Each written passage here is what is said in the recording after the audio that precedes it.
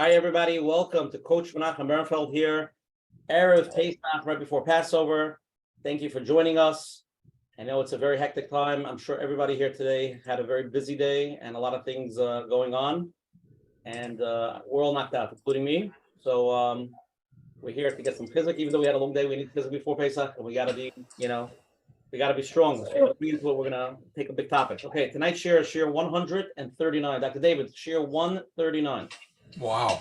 Nice. This platform is growing, Hashem, and it keeps on growing every week. It's getting out there, and we always thank every week for the people that post on the WhatsApp statuses, the email to their friends, they tell people about it, let people know. Again, I said not every program might be for you. Some programs are different topics. If not, post it, let people know about it. You don't know who's dealing with what.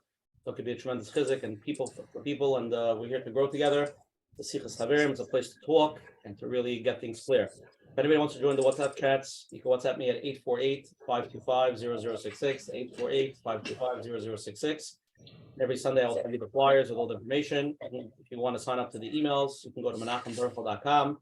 You can sign up every week to get the emails of the shiurim and the replays and everything that's happening in the back end of Coach Menachem. All the people that are watching this replay on YouTube, you can click on the like button, like the share, click on the subscribe button. So every week when Menachem puts up the videos, you get a ding.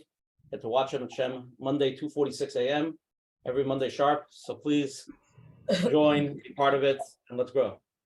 Okay, we want to start our first thanking all the advertising sponsors who promote us online, the Lakewood Scoop here in Lakewood, Ellie and Ariel from 5 Town Central, Kyla Kaufman from JCN, for always promoting us on all the Jewish digital platforms. OK Clarity is collaborating with Coach Menachem. OKClarity.com, you find professionals, vetted, extensive experience working in the Jewish community.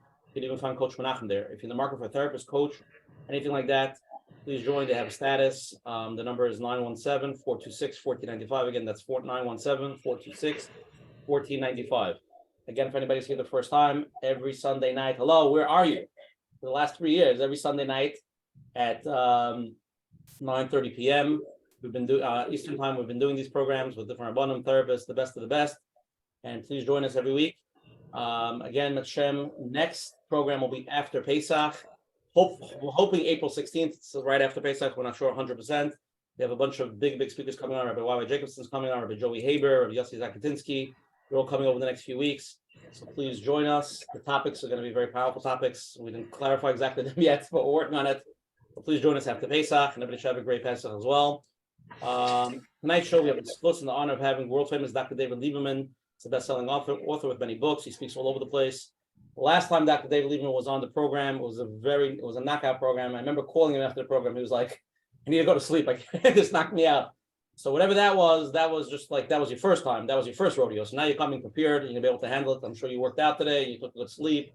You ate breakfast. So you're ready to take on tonight. I'm going to show all the hundreds of people that will be here, the thousands of people that will listen to it later. Hopefully it'll be a knockout share. It's very powerful. Okay. Tonight's share is 139. We're being Mechabed, Reb Arnoy free to tell us what does 139 have to do with tonight's topic. Share 139, our topic for tonight is deflating our ego, cleaning out our inner Chametz. So I figured we could definitely deflate the number to 138. A Chametz is actually Gematria 138, but in reality, there's a rule in Gematria that you could add a kailul, which means you could always add one more. So even though it's Chametz 138, with the kailul it is 139. So we should all be zeicher to deflate our ego, cleaning out our inner Chametz to cover Pesach. Amen. Beautiful, beautiful Gematria. Thank you, Arnoyach. Thank you for coming up with that. Okay, we're going to start off first with our host, Coach Menachem Bernfeld. Tell us what we're doing here tonight, what we're trying to talk about, what we're trying to accomplish here. Let's go. Thank you very much. I want to welcome everyone to another Let's Get Real with Coach Menachem. Baruch Hashem, we're up to number 139. And it's an honor to have Dr. David Lieberman back, like we heard. And it is Erev Pesach. Some of you feel it, and some of you maybe are going away and don't feel it. But wherever you are, it is, hectic, a lot going on. And some of you made it, took some time off to sit here and to see how you can grow, get ready in Mitzvah Hashem to get to the Seder. And I've heard in the past many say that anger is worse than chametz. Now, I'm sure we're going to discuss a little bit tonight to understand what that means There's something much deeper than Chametz, something inside of us. The Gemara says, Mi ma'akev sa'ar shabe'isa. Like who is not letting us be who we want to be? If we're in a good state, if we're in a good place, we're relaxed, we're happy with who we are, then we all want to do the right thing. We don't want to, blow it up or hide. We all want to be there. But we all have something inside of us, whether it's called the ego, or we'll hear tonight, maybe the Yetzer Hara. It doesn't let us just be who we are. And that's something we have to figure out. Sometimes it's very deep. It's hard to see it on yourself. Maybe a good idea to ask somebody else, somebody you're close to. They can give you the right feedback. So that's the Gemara says, we all want to do the right thing, but there's something inside of us, the sa'or shabisa, that chametz inside of us, that's holding us back from just being healthy, authentic self. I think there was in the yeshiva in the Vardik. They used to work for many years, and a Musar, and there was one guy who sat there for many years saying, "Ich bin agonished, I'm a nothing, I'm a nothing." And one man, there was a new Talmud came in, and right in the beginning, he was starting off, "Ich bin a nothing," and that guy who was working already for many years turned around and said, "Excuse me, you just arrived. It takes time to be a nothing." So I'm sure we'll hear much more what it means that deflating the ego. What is the ego? What is the chametz? Walking around saying I'm a nothing is not what we're looking for. How to be a something on a healthy way. And it's a big schos to have Dr. David Lieberman. And in Mitzvah Hashem, we should be able to grow with the conversation in Mitzvah Hashem. Coach Menachem, beautiful opening. Okay, let's just recap over here. Tonight, the topic is deflate your ego and let your authentic self shine through. Clearing out your inner chametz this Pesach. Okay, and again, a lot of people ask me why we're doing the share of Pesach. I said, even though today is a busy day and everybody's overworked, we all need chizik when we go into Pesach. So everybody is here tonight coming for that. We appreciate that. So I'm going to read your bio, Dr. David, and please open it up, okay? Dr. David Lieberman, a Ph.D., is award-winning author and internationally recognized leader in the fields of human behavior, interpersonal relationships, blending the wisdom of the Torah with the cutting-edge research. Dr. Lieberman's writings and lectures captivate both scholars and laymen alike and are enjoyed by people of all levels from all backgrounds. His 13 books, which have translated into 28 languages and include 2 New York Times bestsellers, have sold millions of copies worldwide. Dr. Lieberman's works have been featured in hundreds of major publications and also appears as a frequent guest on the national media outlets. His latest book, Mind Reader, is also available at bookstores nationwide. You can go to the Torah anytime to enjoy hundreds of his video lectures. Dr. David, thank you for joining us. The floor is yours. Please open it up. Thank you, and thank you to everyone for joining us here at Pesach. It is an auspicious time and certainly a busy time. And I would like to do in the short time that we have together is just to begin by fleshing out exactly what the ego is. And when we talk about deflating the ego, getting rid of the chametz, exactly what that means. So first is that it's important to recognize that every Zman resonates with its own spiritual energy. And during Pesach, we have an opportunity to deflate the ego in a way that we never can during any other time in the year. Now, when we talk about deflating the ego, what exactly is the ego? In a nutshell, the ego is a false self. It is the Yetzer Hara, the serpent incarnate. And here's how it works. Here's how it comes to life. And here's how we diminish it. And then from this, we'll be able to unpack everything. The more self-esteem a person has, the more, and self-esteem refers to the degree to which a person loves themselves and feels worthy of good things in life. That's what it means to have self-esteem. So the more self-esteem a person has, the smaller the ego. As the self-esteem decreases, as I love myself less, as I feel less worthy of love and connection, my ego now is going to engage to compensate for feelings of guilt, inferiority, shame, and so on. Aspects of the self that I'm not willing to accept and acknowledge. So again, the smaller the ego, the less self-esteem I have, the bigger the ego. The more self-esteem I have, the more I love myself, the smaller the ego. As my self-esteem decreases like a seesaw, the ego is now going to expand. The job of the egos is to protect me, my insecurities, my feelings of inferiority, and so on, and to project an image of what I'm not. So think of the ego as a projection machine, an image of how you want the world to see you. And the wider the gap, the bigger the chasm between who you really are and this image, the more draining it is. And we know this is true in our own lives. Anytime you try to put on a show, twist and contort, move away from what you know is right and responsible so that somebody will like you, will love you, accept you, give you a pat in the back, say, yeah, Shakar, great job. Whenever you move away from what you know is right, from who you are, in order to accommodate someone else's perception so they'll see you in a certain way, it chips away at our self-respect.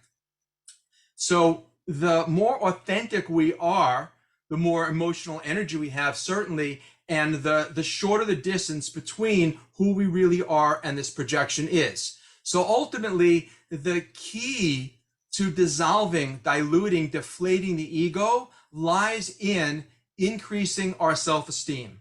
The more we genuinely love ourselves, the smaller the ego. Now, how we go about doing that, we'll get to Menachem throughout the course.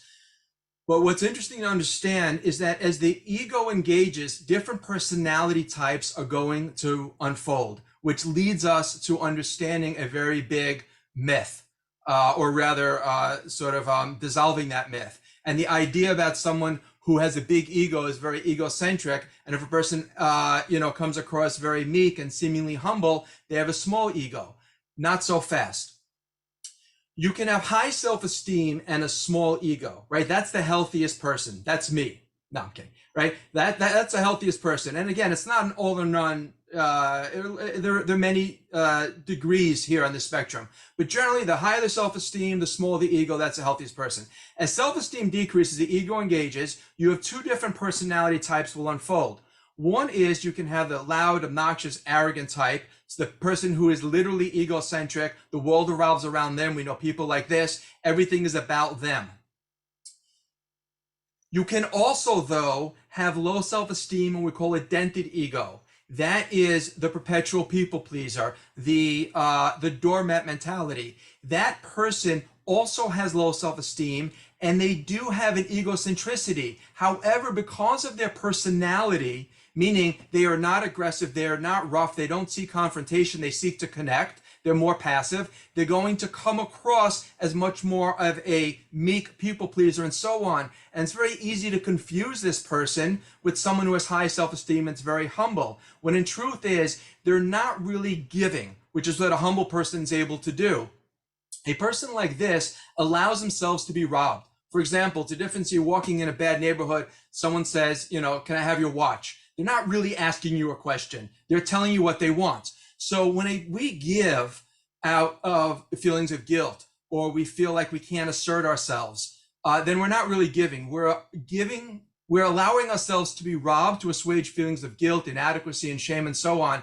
We on the surface, it looks like we're giving, but we're really not, which is why if you can't say no, you can't say yes. And this comes into play a lot with people pleasers who they want to see themselves as a good person. They say, I'm being a tzaddik, I'm being a tzedekah, I'm being a good person, I'm giving, when really they're telling themselves that narrative, they're allowing themselves to be taken advantage of because they don't feel like they can say no. But in truth is, again, if you can't say no, you can't say yes. So ultimately, a person with high self-esteem is going to have the smallest ego. And what happens is that as the ego diminishes, not only does life satisfaction increase, but our emotional health does. Because as Chazal explain, it's the ego, the Yetzer Hara, that blocks perspective. Just to take a step back here, the Medrash explains that Adam Arishon could see from one end of the earth to the other. Before the Yetzer Hara became internalized, man's perception was unfettered. Once the Yetzer Hara becomes a part of us, we begin to see through this cloudy lens of I. The degree to which we're able to diminish the ego is the degree to which we're able to see reality more clearly. And make no mistake, the smaller the ego, the wider our perspective, and the more reality we let in. And that it really is perspective is akin to our emotional health, the ability to see, accept, and respond to our world. So diminishing the ego, deflating the Yetzer Hara, is not just simply about being more of an anav, being more humble. Rather, it goes to the entirety of our emotional health and relationships, because it allows for us to see reality rather than a projection of our own wants and needs, which is what the ego does. So just to recap, and then I guess maybe we'll take some questions. And that is, again, the more self-esteem I have, the smaller the ego. As my ego, as my self-esteem goes down, I like myself less. What seeps in is this thing called shame. And an asterisk goes there because there's two types of shame. Maybe we can unpack it later. There's genuine shame, authentic shame, and there's what we call toxic shame. Authentic shame is I acted in a way that's beneath my madrega, beneath my spiritual level. With shame, by the way, it's important to note, is different from embarrassment. Embarrassment only exists in public because it's a function of the ego. Meaning, for example, you ever try and walk through those doors with the electric eye, but it doesn't work and you bump your nose, right? The first thing you do is you look around to see if anyone saw. If no one saw, then you go forward. Okay, fine, it's not embarrassing. Shame exists in public or in private only because we did something that we know is wrong. So again, it's embarrassment is a function of the ego, only exists in in public. Shame will exist regardless whether we're in public or in private. So what seeps in is shame, and that feeling of shame, now the ego will engage to compensate, and based on our personality type, or really our temperament, childhood life experiences, and so on, our personality will fork in one of two directions, where that ego will either manifest as a person who is forceful, full of bravado, seemingly confident, and will run roughshod into your space to try and compensate, or they're going to seek connection. They don't want to make waves. They don't want to disappoint. They're a perpetual people pleaser that allows themselves to be taken advantage of. Both types are equally injurious to our emotional health. And by increasing our self-esteem, we're able to deflate both types of the ego.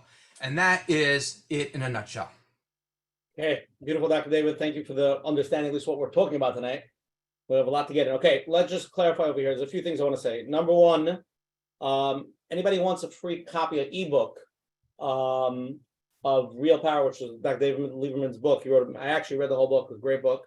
A free copy. You could text the word join, JOIN, to 848-288-8185. Again, that's 848-288-8185. That's for the free ebook for Real Power. Dr. David, if you have the books with you, you can pick them up. But Dr. David has the free books. Yeah. Anybody who asks a live question tonight, you can get a free book of Real Power. What's the other ones? What is that called? Seek Peace and Pursue It. Peace and Pursue It. And then his newest one? A new book, a great book called Mind Reader. Mind Reader. Okay. So anybody who wants to ask a live question, you get those free books. If anybody wants the free books, I'm just going to tell the information here because everybody's going to text me 500 times afterwards. You can email to, hold on. Where did I put it?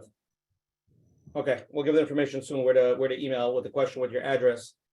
What's the email address to email to ask a live question? For the book? For the book, yeah. Yeah, Samgold, SAMGOLD at live.com.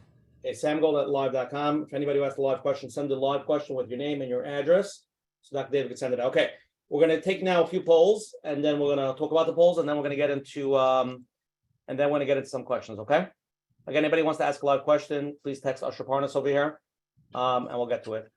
Okay, hold on 1 second. Okay, here are the polls. You ready? Do it over here.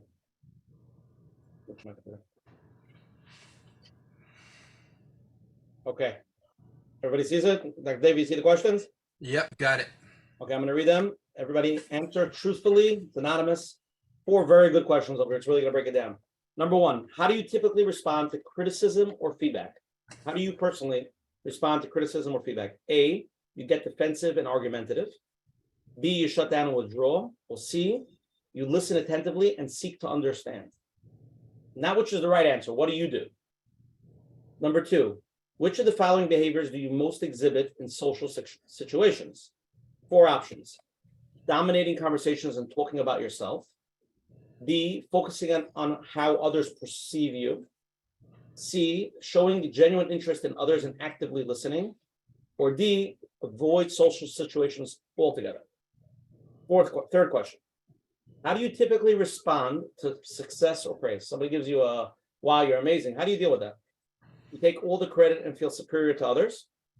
Feel like an imposter and downplay your accomplishments? Or number 3, acknowledge your achievements and express gratitude. And the last question, the follow-up question to that is, how do you react when somebody disagrees with you? Number one, get defensive and argue your point aggressively. Number two, you shut down and refuse to engage in further discussion. Or number three, you listen to their perspective and try to find common ground. 4 very, very good questions. Please answer them how you deal with it authentically. And then we will review it with Dr. David, and we'll get into the live questions. Again, anybody wants to ask a live question, please text me at Usher Partners over here. I think he has like 7 or 10 books. The first 10 questions live will get a free book. It's a real book. It'll be mailed to you. And anybody who wants to join and get a free ebook of Real Power, you text join to 848-288-8185. That's 848-288-8185. We put it in the chat as well. Okay, 5 more seconds, and then we're going to share the results.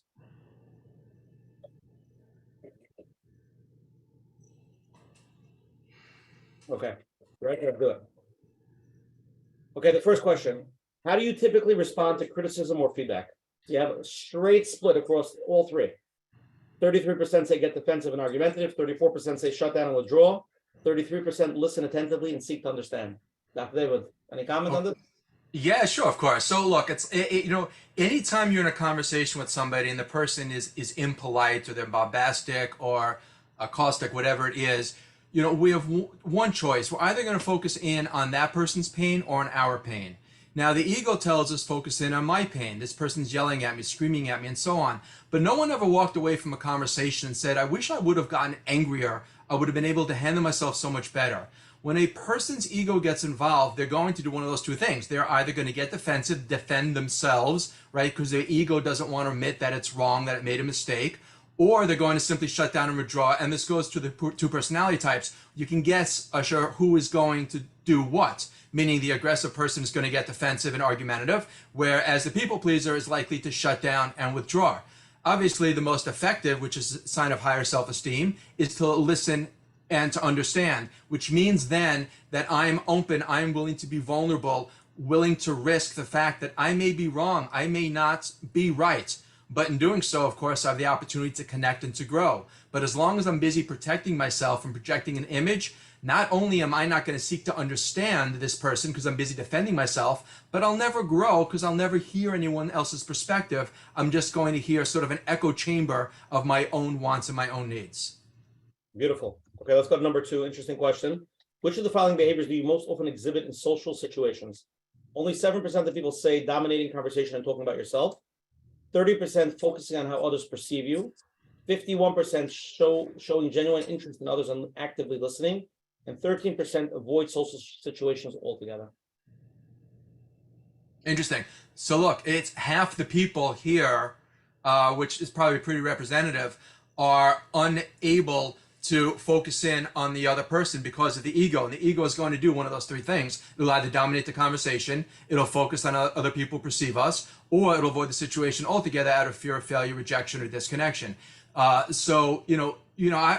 the things that I encourage people to do, particularly people who are shy of social anxiety, is when you're in a conversation with somebody, what we typically do is we engage in what's called self-enhancement acts, meaning we try to get the other person to see how amazing we are, and in doing so think they'll like us more.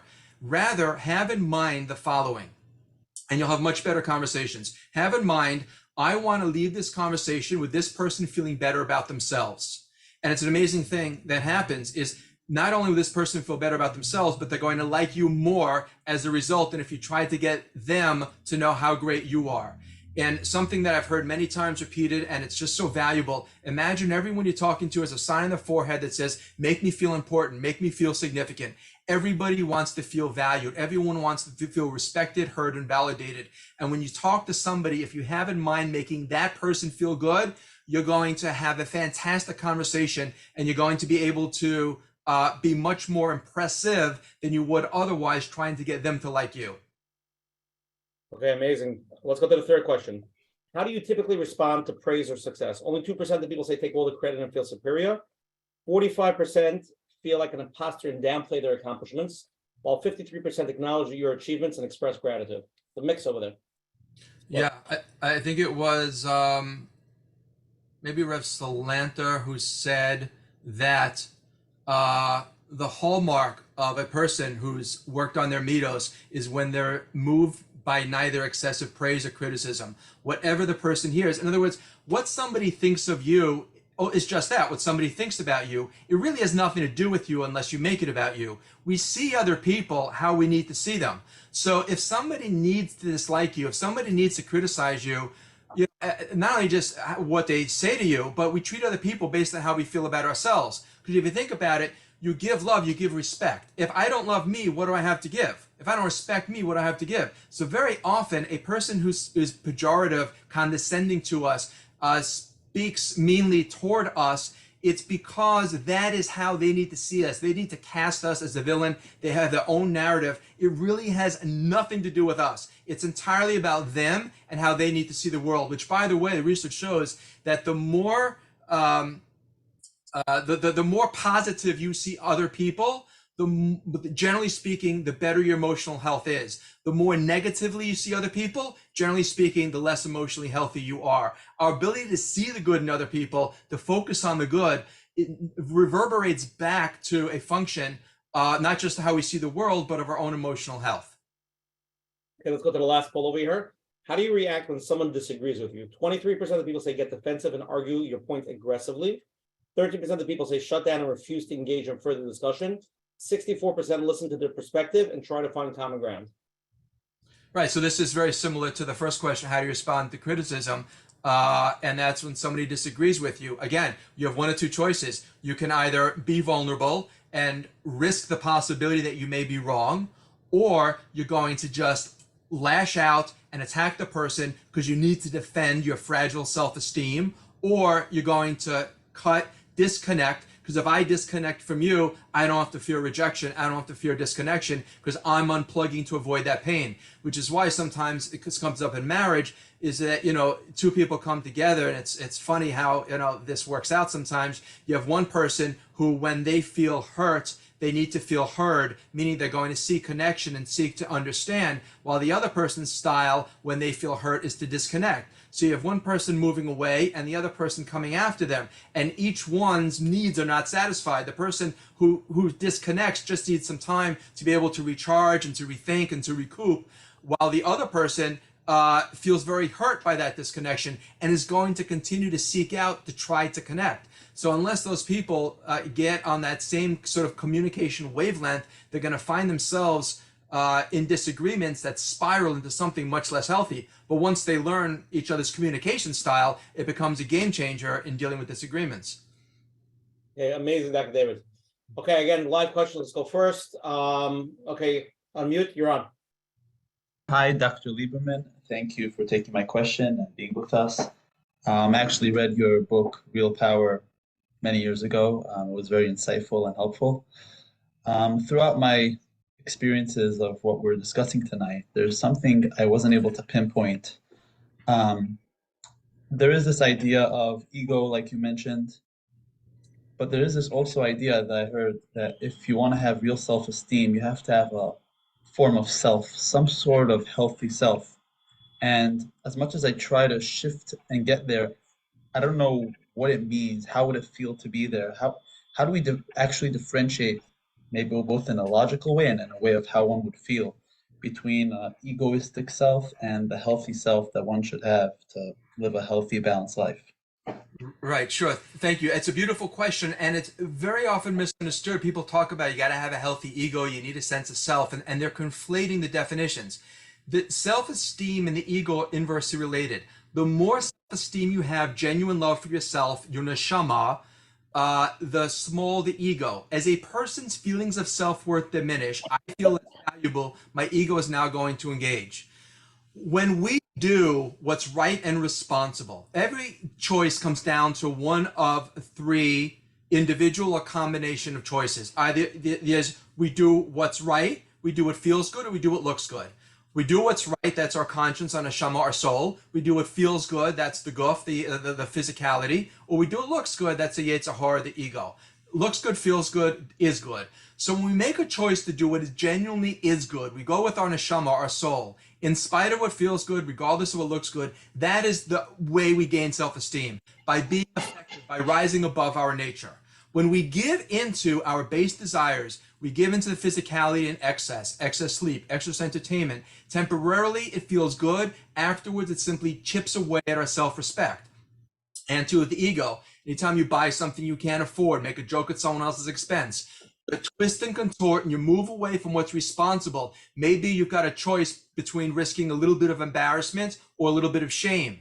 Right now, as we said, stains the neshama, while embarrassment is a function of the ego. It's fleeting, it comes and goes. So you do something that's a little bit embarrassing, but it was the right thing to do. You avoid that stain of shame and you feel great about yourself. However, if we're not able to rise above our nature and act responsibly, we give into our ego, we temporarily satisfy that desire, but ultimately, again, it melts our self-respect because we like ourselves less. So we gain self-esteem by the quality of our choices. And at the end, the quality of our choices are going to determine the quality of our emotional health and the quality of our relationships, which is why, again, Pesach is such an amazing opportunity because we have the ability to be able to deflate the ego in a way that we simply can't during the year, the rest of the year. Again, we can by start working on ourselves, but we have the Zaman of Pesach allows for a quicker deflation of the ego than it does at any other time.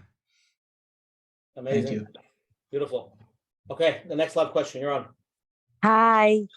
All right. My dilemma is, it says in Mesilas Yesharim, nobody could harm, hurt, or help you without it being decreed.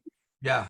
So when I'm having a lot of trouble right now with some of my older married sons that don't want to come for the holidays, don't answer my calls, ignoring, making excuses. I mean, I don't know how to.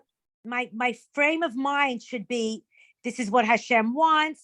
This is a test. When I had a stillbirth, I was told, your soul needed it. It's a kapara. Like, how much of life is like? Should I say, well, maybe I need to be mavater? Like with relationships, you just don't know. I'm just having a hard time. Right. Should I let it go? Should I push? Should I turn myself inside out like a pretzel? Should I leave it alone? But yet you want to stay connected. Jason Blau always says, you want to stay connected. You're the parent. How much do you reach out? How much do you let it go? I mean, listen, thank God I work full time. I have I don't sit home. I would slit my wrist if I did. But I mean, I just don't know how to make sense out of with Yiddishkeit, knowing that Hashem's in control. He knows what he's doing. This is my path, my journey through that Hashem is putting me through. Or is it just their free choice to just not be respectful like they used to be before they got married? I'm having a hard time with married kids with Hagim and can you come Shabbos? No, you don't have enough room. Can I see the kids? No, I'm busy. How much do you push? How much do you say, let it be, let it go? I don't want to play games. It's your child. You love your child. You take a bullet for him in a second, but yet you're so hurt. So you're angry, but yet it's your child. So I don't know when to let go. I don't know, I'm just confused. I'm trying to read a lot of books about, Emunah. I have all your books. Emunah, Bitachon, Shiurim. I go to Jason Blau, Broken Ties. I mean, there's so much support out there that you don't know how to make sense of it. I'm sorry. I'm talking so much. No, you did a really good job. You can come on next week. Yeah. So look, our heart goes out to you. Can't imagine the difficulty, and there's a lot to unfold here. And this is one of the hashkafa question in terms of nothing happens unless it's decreed above. That's true. But what's important to recognize is we have to do our shtadlis, meaning that just because something happens to us doesn't mean that it had to happen. So we have to do, as you may know, I wrote a book called How Free Will Works. And there are a couple of chapters that actually address this particular point because it goes to the core of at what point does our bechira intersect with hashgacha and the fact that something's decreed? So I would encourage you to recognize that obviously this is difficult, meaning that whenever a person is experiencing anything painful, it is bad advice to say, forget about it, to minimize it, or certainly to invalidate it. This is painful, and to honor the fact that this is tough. You have a situation where your older children are not so willing or able to come to you. Now the question is what you can do to optimize your effectiveness. So, and that's our job, to focus on what we can do. So for this, I might want to ask you a couple of pointed questions in terms of, what their objection might be, why they wouldn't come. I always encourage people,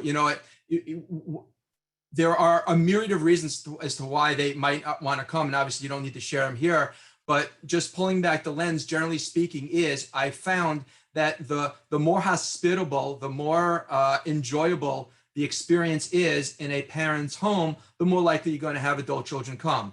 And sometimes we aren't always mindful of how critical we can be, or how dour, or how really just unpleasant the experience could be. It may have worked fine when they were growing up in the house, and okay, but now if they're married, maybe that their spouse or their children aren't comfortable in this arena. So again, I just encourage you, I don't know who's doing what, but the responsibility on your part in terms of ishtadlus is to do whatever you can to optimize the environment. And that's it. And that's all you can do. So that's all you can control, is you can make the environment that they're in as enjoyable and as pleasurable as possible. So that I found is something that can be a deal maker or deal breaker, and for a lot of families. And secondly is ask them, quite frankly, what it is that they want. In other words, they may say, we need more space, we need more room, or we don't like it that, kiddush starts late, whatever it is.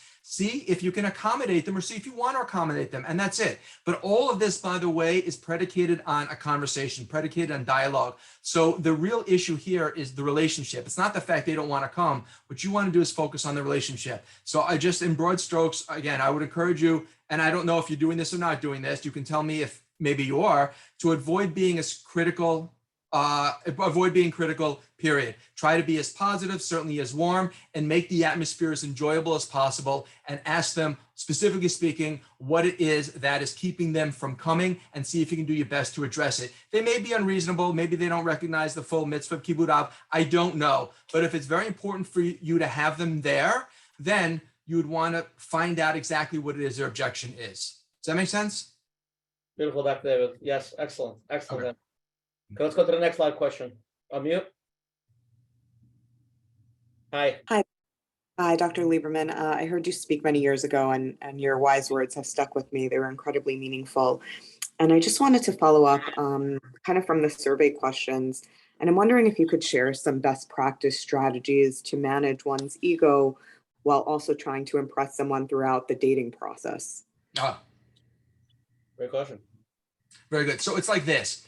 We have an obligation to put our best foot forward, right? That is nothing to do with the ego, meaning that, sometimes people go on a date and, they'll say, if this person doesn't know the real me, then they're not for me. So I'm going to tell them about every medication I've been on, every therapy I've been through, every ex, going to let it all out there on date number one. And if they're still standing, then they're for me. That's like, going on a job interview and in 5 minutes into the job interview saying, just so you know, I'm really not a morning guy, and I'm going to be sleeping late and coming in late, forget about on, Fridays, I'm out. And you want to put your best foot forward. So when we talk about the ego, we're talking about moving away from what's right and responsible in order to accommodate someone else's perception. That has nothing to do with letting your authentic self shine through. Let this person know how amazing you are, how terrific you are. All your positive, by all means, put them out there. You cross the line when you are presenting an image that's either not true, or you're twisting and comporting who you are so that somebody will like you. That's when, by the way, that arrogant sort of feeling comes through, and we lose self-respect for ourselves. But it is letting your authentic beauty and majesty and all the good that you are shine through. Let that come through. That has nothing to do, an unav, a humble person is not somebody who doesn't recognize their traits and qualities. To the contrary.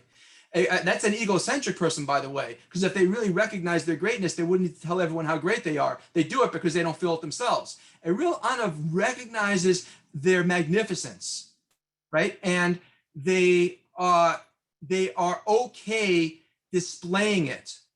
It has nothing to do with arrogance, nothing to do with bravado, nothing to do with false confidence, nothing to do with the ego. Again, let your authentic self shine through. As soon as you begin to twist who you are and do something or say something and be something that's not your authentic self, that's when you know you're crossing the line into the land of the ego. David, beautiful. I'm going to jump. I have a lot of questions, but I want to jump to this question because maybe this is the other half of the question. The question is like this. I'm confident. I am dating now, and I think it's extremely important to marry someone with a high or healthy self-esteem. Is there a way to pick up on other people this very important trait? So this is the flip version. Sure. It's a great question. And look, there are a number of reflections of self-esteem. One of the things that I look for is the person's relationships, because very often we find that a person's self-esteem / their emotional health, right? We said at the beginning, go hand in hand, as do the quality of the relationships. People who generally have good relationships have better emotional health. People who have less quality relationships have less good emotional health.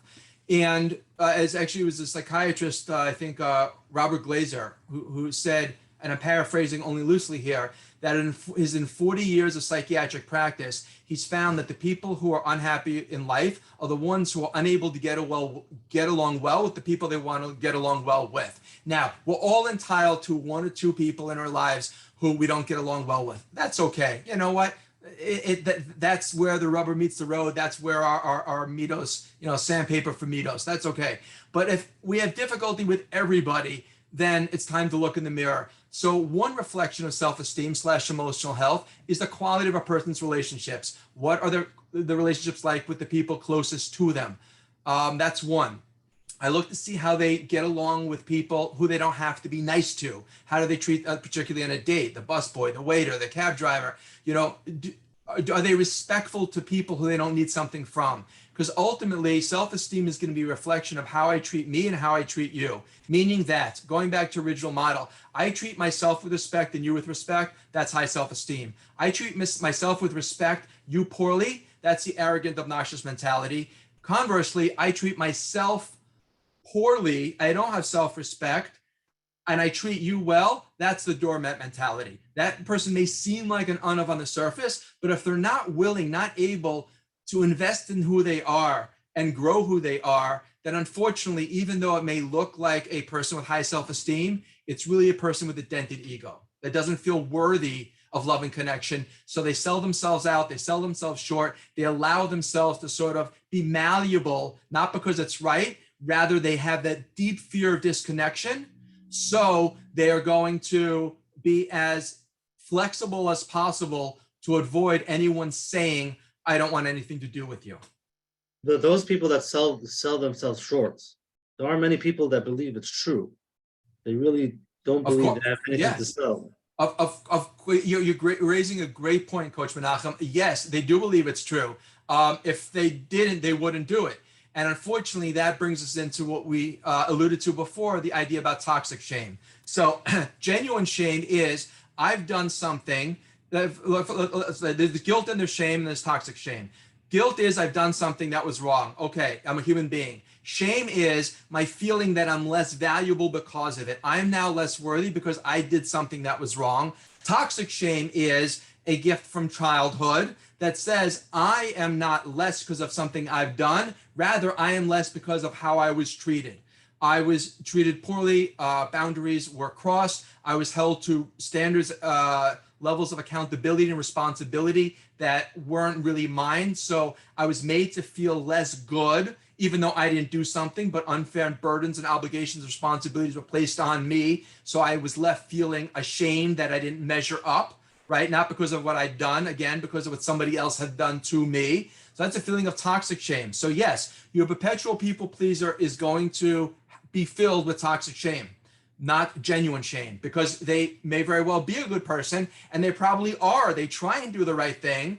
However, they've got this tape playing in their head that says, I'm worthless, I'm no good, not because of their actions, but rather of the actions of others toward them. And many people are not aware.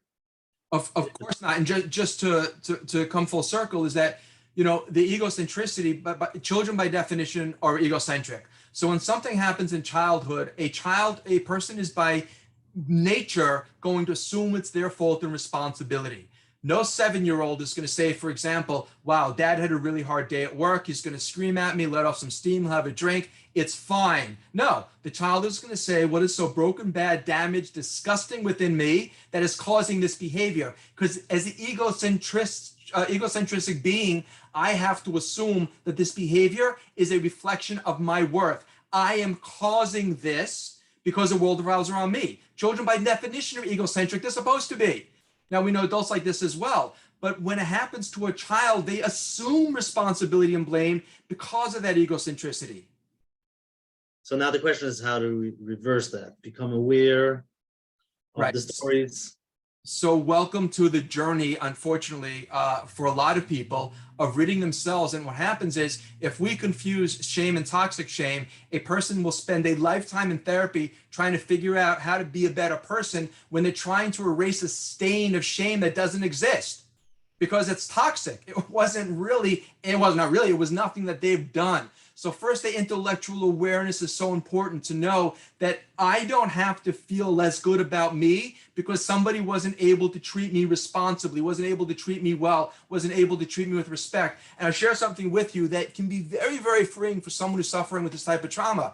And that is that what happens is, because of the egocentricity, we personalize everything. So if we're able to recognize that the treatment of this adult, this parent, this sibling, whomever it was, when I was a child, had zero to do with me, zero, I'm able to no longer take it personally, meaning I don't have to assume I'm at fault.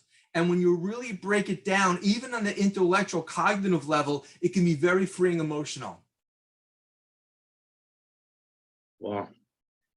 Okay, Dr. David, unbelievable. Okay, next live question, you're on.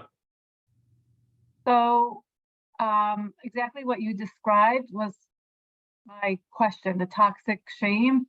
And if a person internalized that message because of that's what they heard and that's what they learned as a child, then so how do you deal with that person who always takes everything personally? And how do you develop a healthy self-image? And you can know all the information, but it's still, I can know that it's not me and that it's the other person, but still there's every time a workaround, like an exercise. Right. So that's an excellent question. And there's a number of things you can do, quite frankly. And I don't mean to short circuit the trauma therapy process, because there is a protocol, and there are a number of very good ones and effective ones. Having said that, again, first reminding yourself constantly that how somebody treats you is a reflection in today, what's valuable for unwind that tape. What happens is this: you recognize it intellectually, but you've got this old tape playing, or at least anyone over 40 knows what a tape is. You got this old, I don't even know what a modern day example would be, this old recording going on in your head saying, I'm worthless, I'm no good, and so on. So what you want to do is, again, there are a number of things to do in different models, but the olive base here is when you're in any conversation, any confrontation, any situation with anyone, and they're treating you poorly, it's important to remind you in real time that this person's treatment of you has zero to do with you. That in and of itself is very valuable for unwinding the trauma, because the more you allow for the validity of this person's treatment to be a reflection of your self-worth, the more credence you're giving the past. So you undo the past, again, in part, it's just not always effective for everyone, but it's a very good way to at least take a step forward, is in real time, in real space, to remind yourself how this person treats me has nothing to do with me. As we said before, you give love, you give respect. It is a reflection of their own self-worth, their own character, their own ability, their own capacity. So their treatment of me has nothing to do with me. You're going to find your behavior, your interaction with this person changes. As it changes in real time, you're going to find that the hold that the previous trauma has for you will begin to diminish. A very good example, by the way, is as follows. You see somebody who is physically handicapped, they're in a wheelchair, they can't move, they can't walk, they can't play ball, whatever it is. You don't say that this person, is doing this to you. They're doing it because this is their capability. Or let's say you're walking along and somebody bangs into you. You turn around and you see they're visually impaired. They're blind. They can't get by. They didn't see you. So you don't take it personally anymore. This person has a cane. They didn't see me. It's about them. It's not about me. The more you remind yourself that someone else's treatment, again, of you in real time, today, tomorrow, the next day, has nothing to do with you. Now, we have an obligation to look in the mirror, ask ourselves, am I doing anything to cause this person pain, and so on.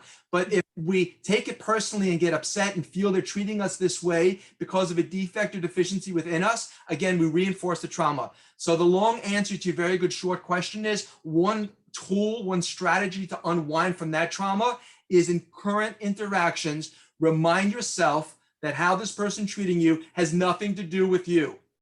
It's a reflection of their own self-esteem, their own self-worth, their own ability to give.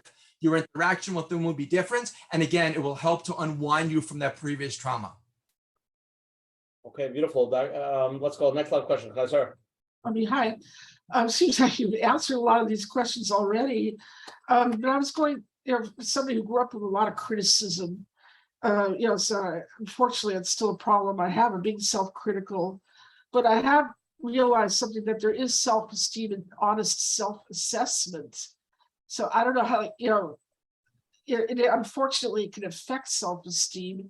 It's not even a question whether you're a bad person, but you might be, for example, I could be klutzy, but what if everyone's expected to be good dancers? You know what I'm saying? There's like a competitive world or something where you're comparing to everyone else. So it's hard, the distinctions, I think, become blurred. Where, are you a good example of Pesach?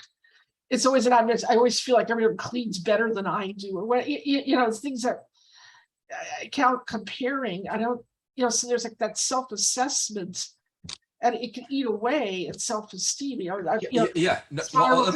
Criticism. Yeah. Let me ask you a question. Does any of your self-assessment produce a compassionate answer whereby you don't come out on top, but it's still okay? Well, yes. I mean, certain things. Yeah. I know there's always going to be someone better, a better cleaner, but it's just when you feel that, I know I'm my own yardstick. Right. But so again, right. Yeah. You're asking a beautiful question, and just from how you're wording and how you're saying it, it's clear you are, being self-critical is not about being self-aware. Self-awareness is the key to emotional health. Self-awareness is what leads to self-acceptance, ultimately self-esteem. So, a person can't grow unless they're self-aware, unless they begin to look at themselves. But the key to looking at yourself is twofold. It has to be done with compassion. A person who looks at themselves and says, I am so dumb, I can't believe I did this, and trying to have an honest assessment with a voice that they wouldn't speak to their worst enemy with, is not going to be productive. That's not self-aware. You're already starting out behind the 8 ball. It has to be done with self-compassion. And secondly, it has to be done with validation, meaning that if you're looking at first off, the Ramchal explains that envy rots the bones, because if I'm busy comparing myself to somebody else, trying to measure up to somebody else, I'll never optimize who I can be and what I can be. So the idea about comparison doesn't work. It's self-growth. It's being a better version of ourselves, not comparing ourselves to anyone else. We're not supposed to be looking at anyone else. We're supposed to be looking at what we can do ourselves. So when you speak to yourself, I would encourage you literally to speak in a voice that's calm and compassionate, unlike my voice right now, a voice that's calm and compassionate. And second, validate the experience. It's okay to say, wow, you know what? You're trying hard to clean. You really want to work better. Again, forgetting about comparing yourself. It's tough. You know what? I don't know why I hold myself to the standard. Validate your experience rather than say, and speak compassionately, but be invalidating and minimizing it. You know what? Okay, fine. I heard I speak with my self-compassion, but what am I doing? Why can't I do a better job of cleaning? You know what? My mother cleaned good. What's wrong with me? That's invalidating your experience. In much the same way when you're speaking to somebody else, the key is to speak with compassion and to validate, too, with ourselves. If you want genuine self-awareness, it only happens when you get rid of the ego, and the ego is going to invalidate you, not just other people. That's its job. It invalidates, it minimizes, it blames. Your job is to speak with compassion to yourself, calmly, quietly, and to validate the experience. If it's painful, if it's tough, if you feel bad because you're not measuring up, that's okay. That's the beginning of self-growth. I was gonna say that kind of spirals into that imposter syndrome, Ah, then you okay. said, I'm really, yeah, I'm a fake. I'm really just not, I'm kidding myself kind of a thing, yeah. Right. So it's interesting. I just gave a talk on the imposter syndrome. For those that don't know what the imposter syndrome is, it is, I guess, self-described, where a person feels, even though they're capable and that they are effective, that they're really a fraud, that they're not. Now, what's interesting is the imposter syndrome, and I don't know if you want to spend too much time on this, it has nothing to do with confidence. It has everything to do with self-esteem, meaning a person, we think the imposter syndrome is somebody who lacks confidence. Not the case. They lack self-esteem. They lack the feelings of self-worth, which makes them feel like they're a fraud. If they actually were ineffective and they lacked confidence, then it wouldn't be an imposter syndrome. They would really be an imposter. They wouldn't be doing a good job. So imposter syndrome is, much to people's surprise, a function of low self-esteem, having zero to do with confidence and how effective they really are. Okay. Keep Okay, that in mind. we got like a million live questions. I don't know if you can handle it. We can go straight to the Seder now. You ready? Okay. Yeah, Hi. so I have a question regarding a person who's has this egoistic personality. And I know he doesn't mean me. I know that that it's his, he didn't have a normal upbringing and everything. Is there a way of helping such a person? Yes. Sorry. No, I want to just continue by saying that this person is my father. And I know, I respect him as my father, but I know that he's a very powerful man. And he got his power by I think by lifting himself up, right? And by putting others down. And the older he's getting, I feel like the more he's fighting for it, and the less relationship he's normal relationship he's having with people. But I see him in such pain. He sees people disrespecting him, and I want to know if there's a way for me to help my father. Yes, well, you seem like an exceptional person asking a beautiful question. So it's like this. Very often somebody who's dealing with someone like this will say, I don't want to, quote unquote, enable them. I'm not going to give them the satisfaction. What they do is the exact wrong thing. They starve the person. They show them a lack of respect. They invalidate their feelings. They don't empathize. All it does, as you may have experienced, is further enrage the person and engage their ego. Well, if you ask yourself, why is the ego there in the first place? So we learned from the beginning that it's there to compensate for my feelings of guilt, inferiority, shame, aspects of the self that I'm not willing to love and accept. So if you love and accept me, then my ego will be less engaged because it's not now vying to compensate for anything. So what we want to do is allow this person to feel heard, which means then two things. One is we gave a talk, as you mentioned, Rabbi Usher, on, I think, maximizing relationships. And we covered that, and I'll give you just a small snippet. Number one is you want to make sure that when your father's speaking to you, is that regardless of what he's saying, you empathize and you validate with his experience. Because there's no way you can convince your dad of anything or anyone of anything if they're locked in their opinion, their perspective, as long as they're still digging their heels in and trying to convince you. Meaning when somebody's arguing with us, we try to convince them of our point of view, and it falls on deaf ears time and again. The only way someone's going to hear what you have to say and see the world through your glasses is that they take off their own. Now, as you disagree with them, they hold on tighter to their glasses because they need to convince you of their worldview. The minute you empathize with how they're feeling, validate their experience, they take their glasses off. That's akin to letting the ego drop. here's when you can now introduce an alternate perspective. So you're going to find your dad is much easier to get along with when you stop arguing with him until he feels heard, in which case you can very politely, respectfully, of course, introduce an alternate point of view.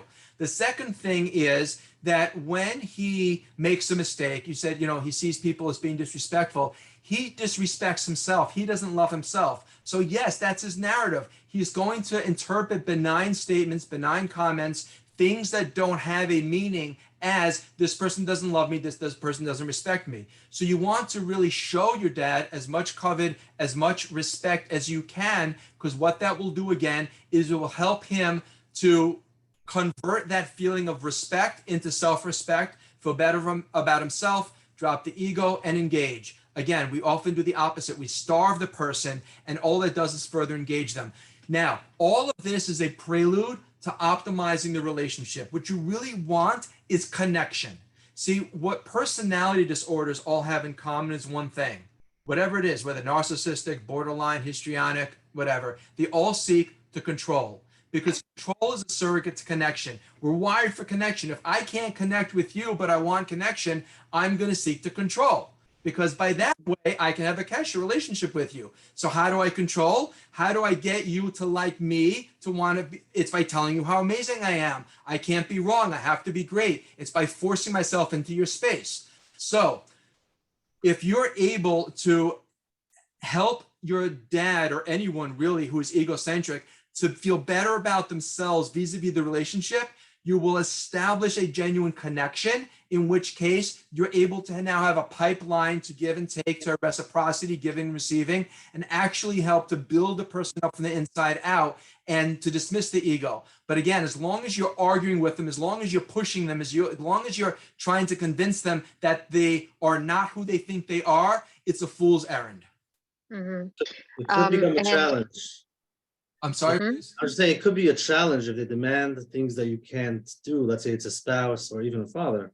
No doubt, Coach Menachem, it is a great challenge. And what I encourage people to recognize is that it's a challenge no matter how you slice it. Your question is, do you want that challenge to lead to fruitful results, or do you want a challenge to be futile and not produce any, fruits? So, this kind of person is going to run roughshod into your space. They have awful boundaries. They're not going to be able to respect you because, again, they don't respect themselves.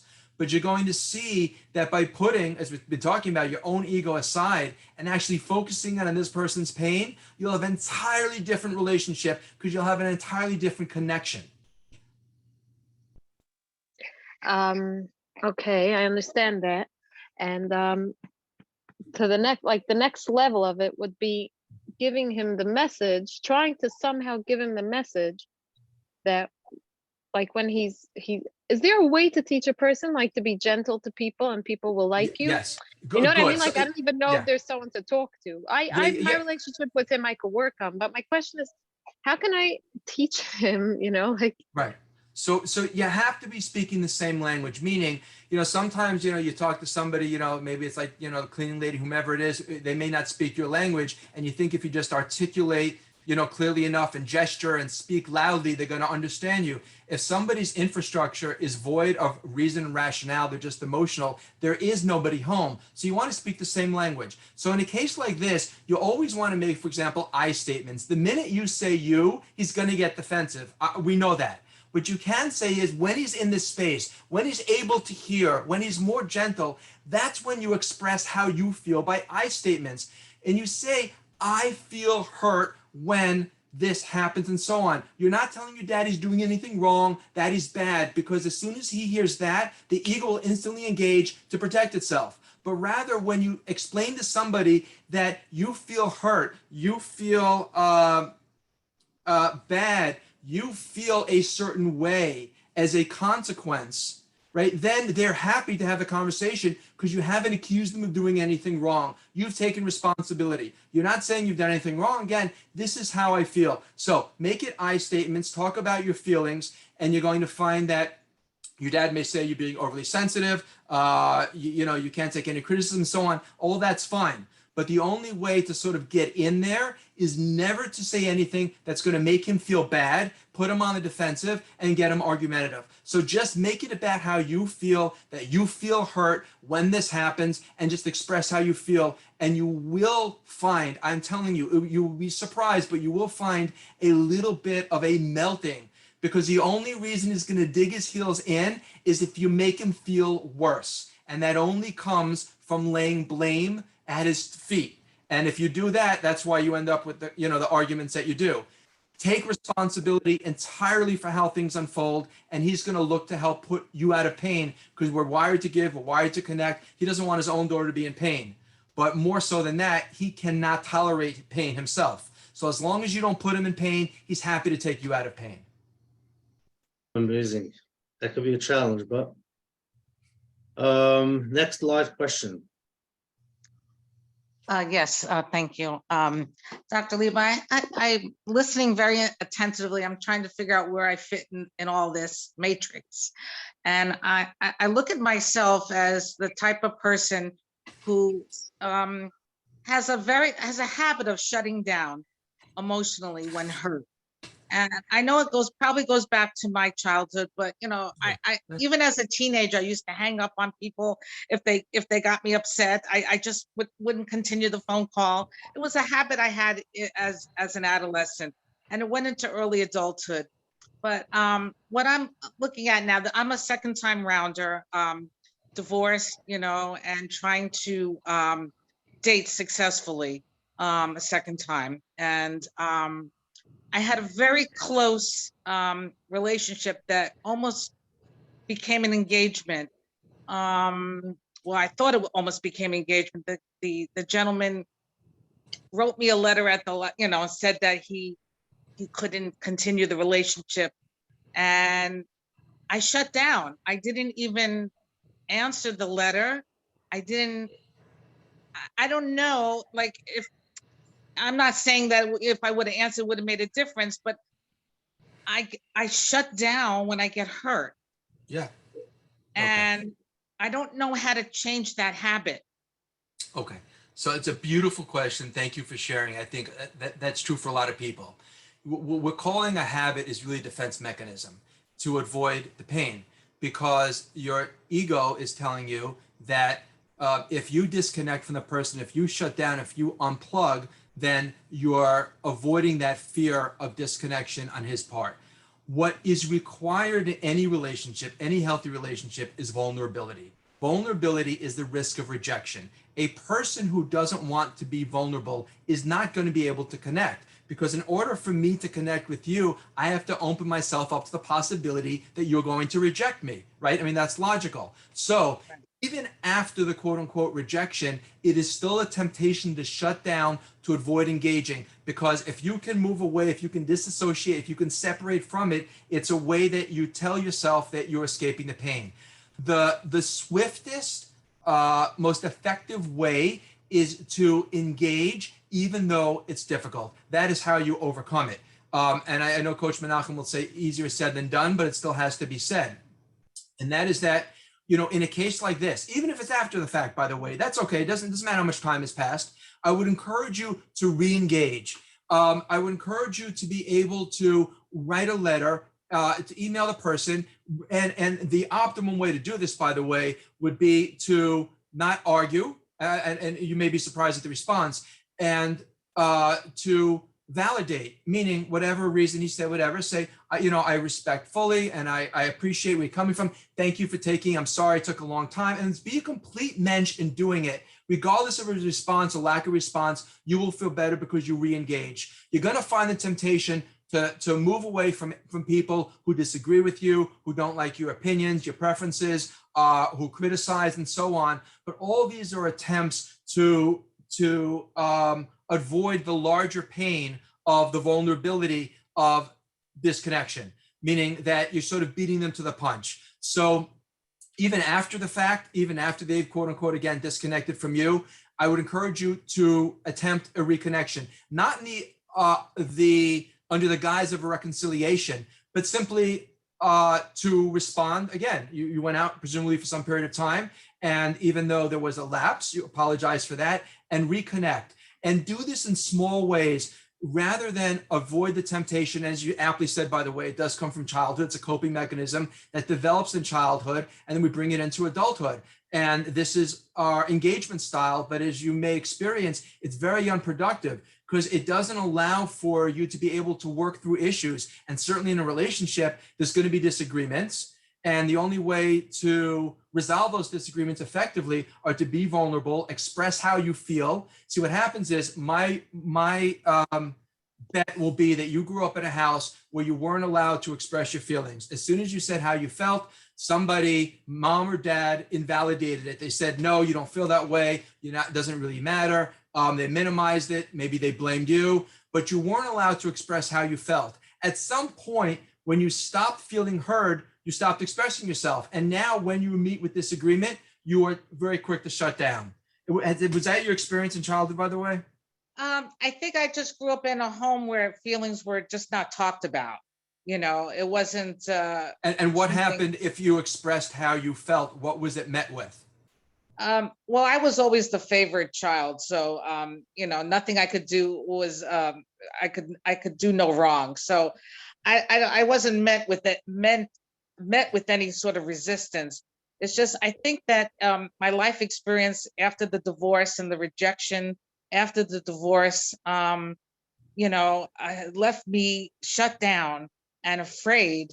And you know, when this person wrote a letter I was seriously dating, instead of talking to me, you know, face to face, I shut down and Yeah, but it was a norm. Just so you know, there's nothing unhealthy about your response in terms of, you know, when a person meets with rejection, it's normal to retreat. Some people will attack aggressively, but it's perfectly normal to take a step back, take a breath, to sort of, you know, recalibrate. That's okay. That is, you know, emotional regulation and gaining our equilibrium. The question is how you move forward afterwards. So I certainly wouldn't be hard on yourself. And maybe, you know, his writing a letter was not optimum depending on how long you've been dating, and he should have done it. And that was his form really of avoiding a conversation. Right. And, Right. And it showed that he really wasn't serious himself about moving forward. Well, no. So I would respectfully suggest that his letter had nothing to do. He chickened out and didn't want the confrontation because he didn't want to meet with resistance. He can write a letter, and you know you can't argue with a letter face to face. I mean, you can, but Right. you know, he chose not. You chose not to. But no, I would suspect his writing a letter nothing to do with how serious it was, the relationship, how he felt about you. It had to do with his ability to be able to express how he felt in a way that he felt comfortable doing. Again, in a nice way, I think he sort of chickened out of the responsible way of doing it. But I don't think that's a reflection of his feelings toward you, more a reflection of his own ability to express himself. Right. So I just didn't respond to the letter. I didn't respond. So Okay. How long ago was this, by the way? over a year. I would, you know what? I would respond now. I mean, if it's an email, why not? Apologize for the delay. Thank him for his letter. And again, without the intention of getting a response, let me ask you this question. If you responded and you reconnected, at least in writing, without the anticipation of any response, simply just rather than take the route of remaining shut down, how do you think you'll feel about it afterwards? I would feel better because at least I felt like, you know, the loop, you know, like I responded. Like right now, I'm just feeling terrible that I just. So for a year, so stop. So I would stop right now, hit the pause button or keep it in the background, write a pleasant, nice email, wish him a good yontif, and you will feel fantastic about yourself because you will have shown yourself that you can establish connection. You don't have to shut down. You're opening yourself up, really, if you want to be honest here, to the risk of rejection again. He may. Right. That's why I haven't written the letter. That's why I haven't responded. I know, but that's just it. In other words, but by putting yourself out there, by being vulnerable, you're telling yourself that you can take the hit. It's okay. He can say no, thank you, and you'll still be standing. That act will be invaluable for you and your ability to cultivate the ability to move forward and connect. Does that make sense? Yeah? Yes, yes, I think it'll help me, become stronger and more self-confident. Yes, so do it. Regardless of. There, 1 second. I'll mute.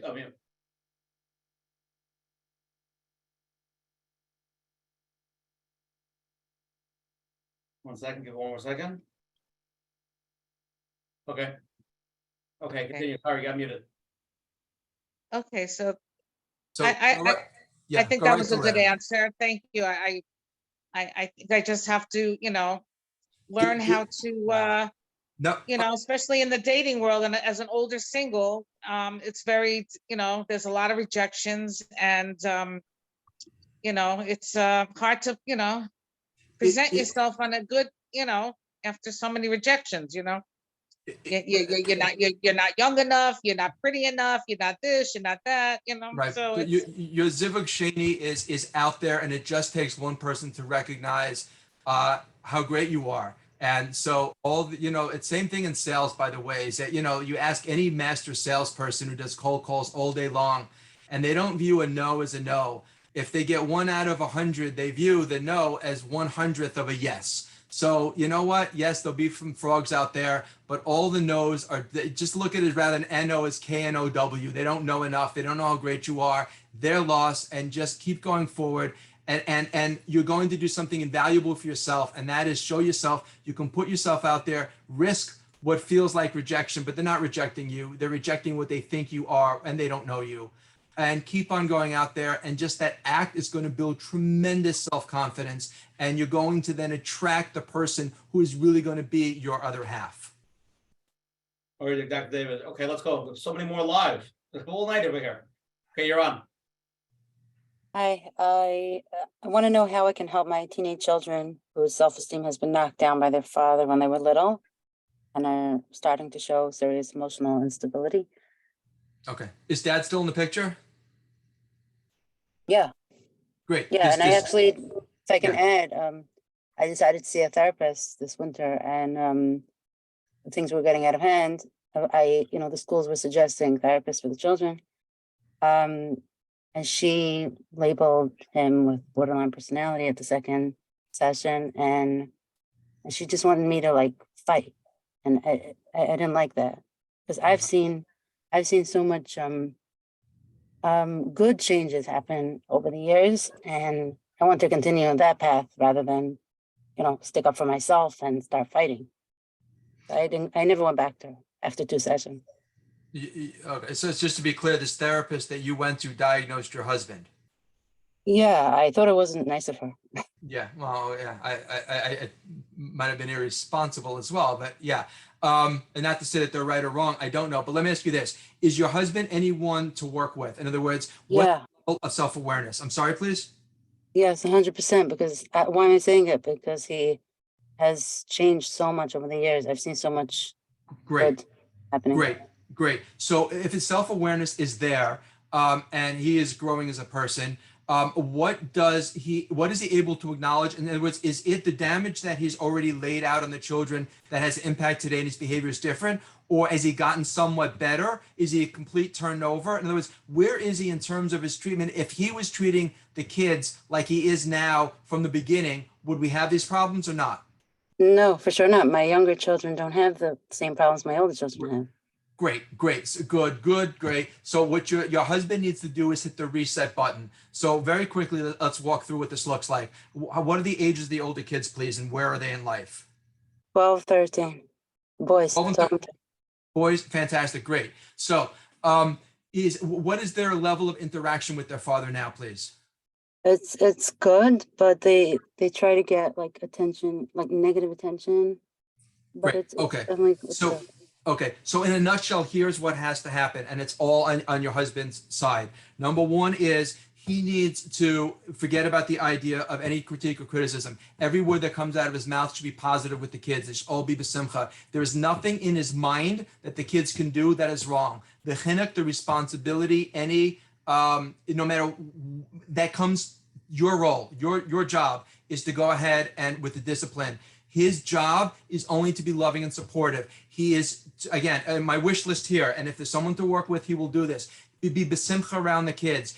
as much healthy one-on-one time with the children. Whatever they get right, he should point it out. He should be as positive as possible. Whenever they have an issue, he should be as empathizing and validating as possible. In a nutshell, his behavior towards them should just be like, he's a visiting Zaidi. The kids can do no wrong, whatever it is. Any discipline is your job. I'm presuming you have a good relationship with them. And I'm telling you, you're going to turn the relationship around. At this age, by the way, it is still highly malleable. What they really want ultimately from their father is, it's not just attention. What they want is for their father to feel that to feel proud of the children, to take pride in them, to feel that, for the child to feel that my father thinks that I'm amazing.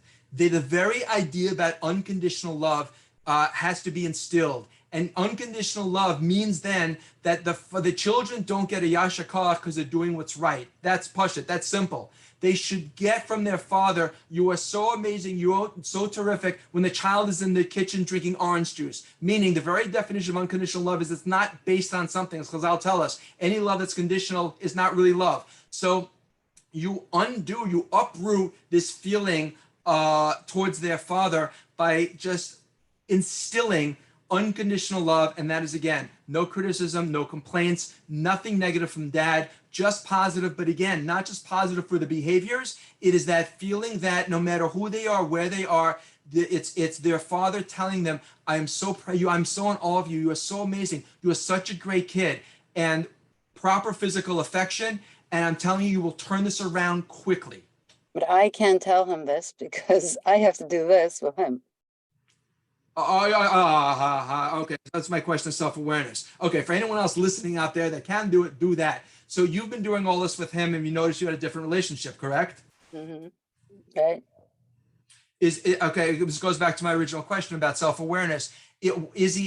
What about what I said, how much of what I said is he able to hear and to do? He can hear it, but he can't do it. He doesn't do it. It's just so, it's very foreign. And okay, so he obviously, okay, we know what kind of house he grew up in. Right. So fine, start small steps. At the very least, put yourself, is there anyone he listens to, by the way, any Rav, anyone of like a higher authority that if they say jump, he jumps? Hardly, no, that's also an issue. Right, yeah, okay. By hook or by crook, he's got to be made aware. What he does do is he copies me. So like if I'm some around the kids, get unconditional love and all that, he copies. He does what I do. Fine. So then you do it. The kids will be better off with just you and discipline behind the scenes, by the way, if you need to. But then that's great. That's our opening. In front of him, be exactly that. Also, by the way, be supportive of him in front of the kids. Meaning when Tati's giving a devar tar, don't let the kids get away with bloody murder. Again, that's your opportunity to say, hey, come on, Tati's getting, he's got to feel fed a little bit, as you probably well know. So you take those opportunities for yourself and also for the children to show proper, kibbud av to their father. But then model exactly what it is you want from him, and behind the scenes, discipline if you need to. But that's going to be your opening. Okay, thank you. Okay, hatzlacha. Amazing, Dr. David. A few more live ones over here. Get on mute. Okay, you're on. Am I on? Yep. Okay. I have a sibling that was about 10 years old when our father passed away. And as an adult, she talks about God giving her a bad deal, and she's got issues with Emunah. So is that the ego in the child? Yeah, right. So it's a very good question. Look, Emunah, we go into Hashkafa here and we'll just, lay it out in broad strokes and then get to your question specifically. Emunah is the recognition that God exists, and as the Gaon explains, that he is the cause of everything. Nothing happens outside of his auspices. He is and was and will always be. Bitachon is a function of a relationship. Everything that Hashem does is everything that God does. I recognize, but in order for me to have bitachon, that requires, trust. meaning that I am worthy of whatever it is that God does for me. So again, a person can have perfect emunah and not have bitachon, meaning I recognize God exists, I recognize He's omniscient, I recognize He's all powerful, I recognize the fundamental tenets of Hashem. At the same time, I am so broken, lousy, bad, defective. There's no way things are going to turn out well for me because I'm not worth it. So when people talk about, questions of the emunah, sometimes it's not emunah, it's bitachon. So it's important to draw that distinction. Again, a person can have perfect emunah or near perfect emunah, but their bitachon cannot exist. We all know, we recognize Hashem exists, who He is. Most of our issues are with bitachon because we don't feel valuable, we don't feel worth it. So I don't know whether or not it's a matter of emunah and bitachon, but clearly she feels that she got a bad deal, and that's going to come down to not emunah, it's going to come to bitachon. She feels that she wasn't worthy of, or that the cuts were indiscriminate, and that it was not fair, meaning that that what happened to her should not. It's an injustice. When a person experiences a trauma when they're young, that's going to affect what we called before toxic shame. It's going to very often make me feel ashamed, which, as we said, makes me feel less worthy, that I'm not worthy of love and connection. So why would things work out well? So I forget about the ego with her. She really, what she needs here is trauma therapy to help her to unwind, because it seems apparent that she never got over the loss of your dad. Is that fair to say?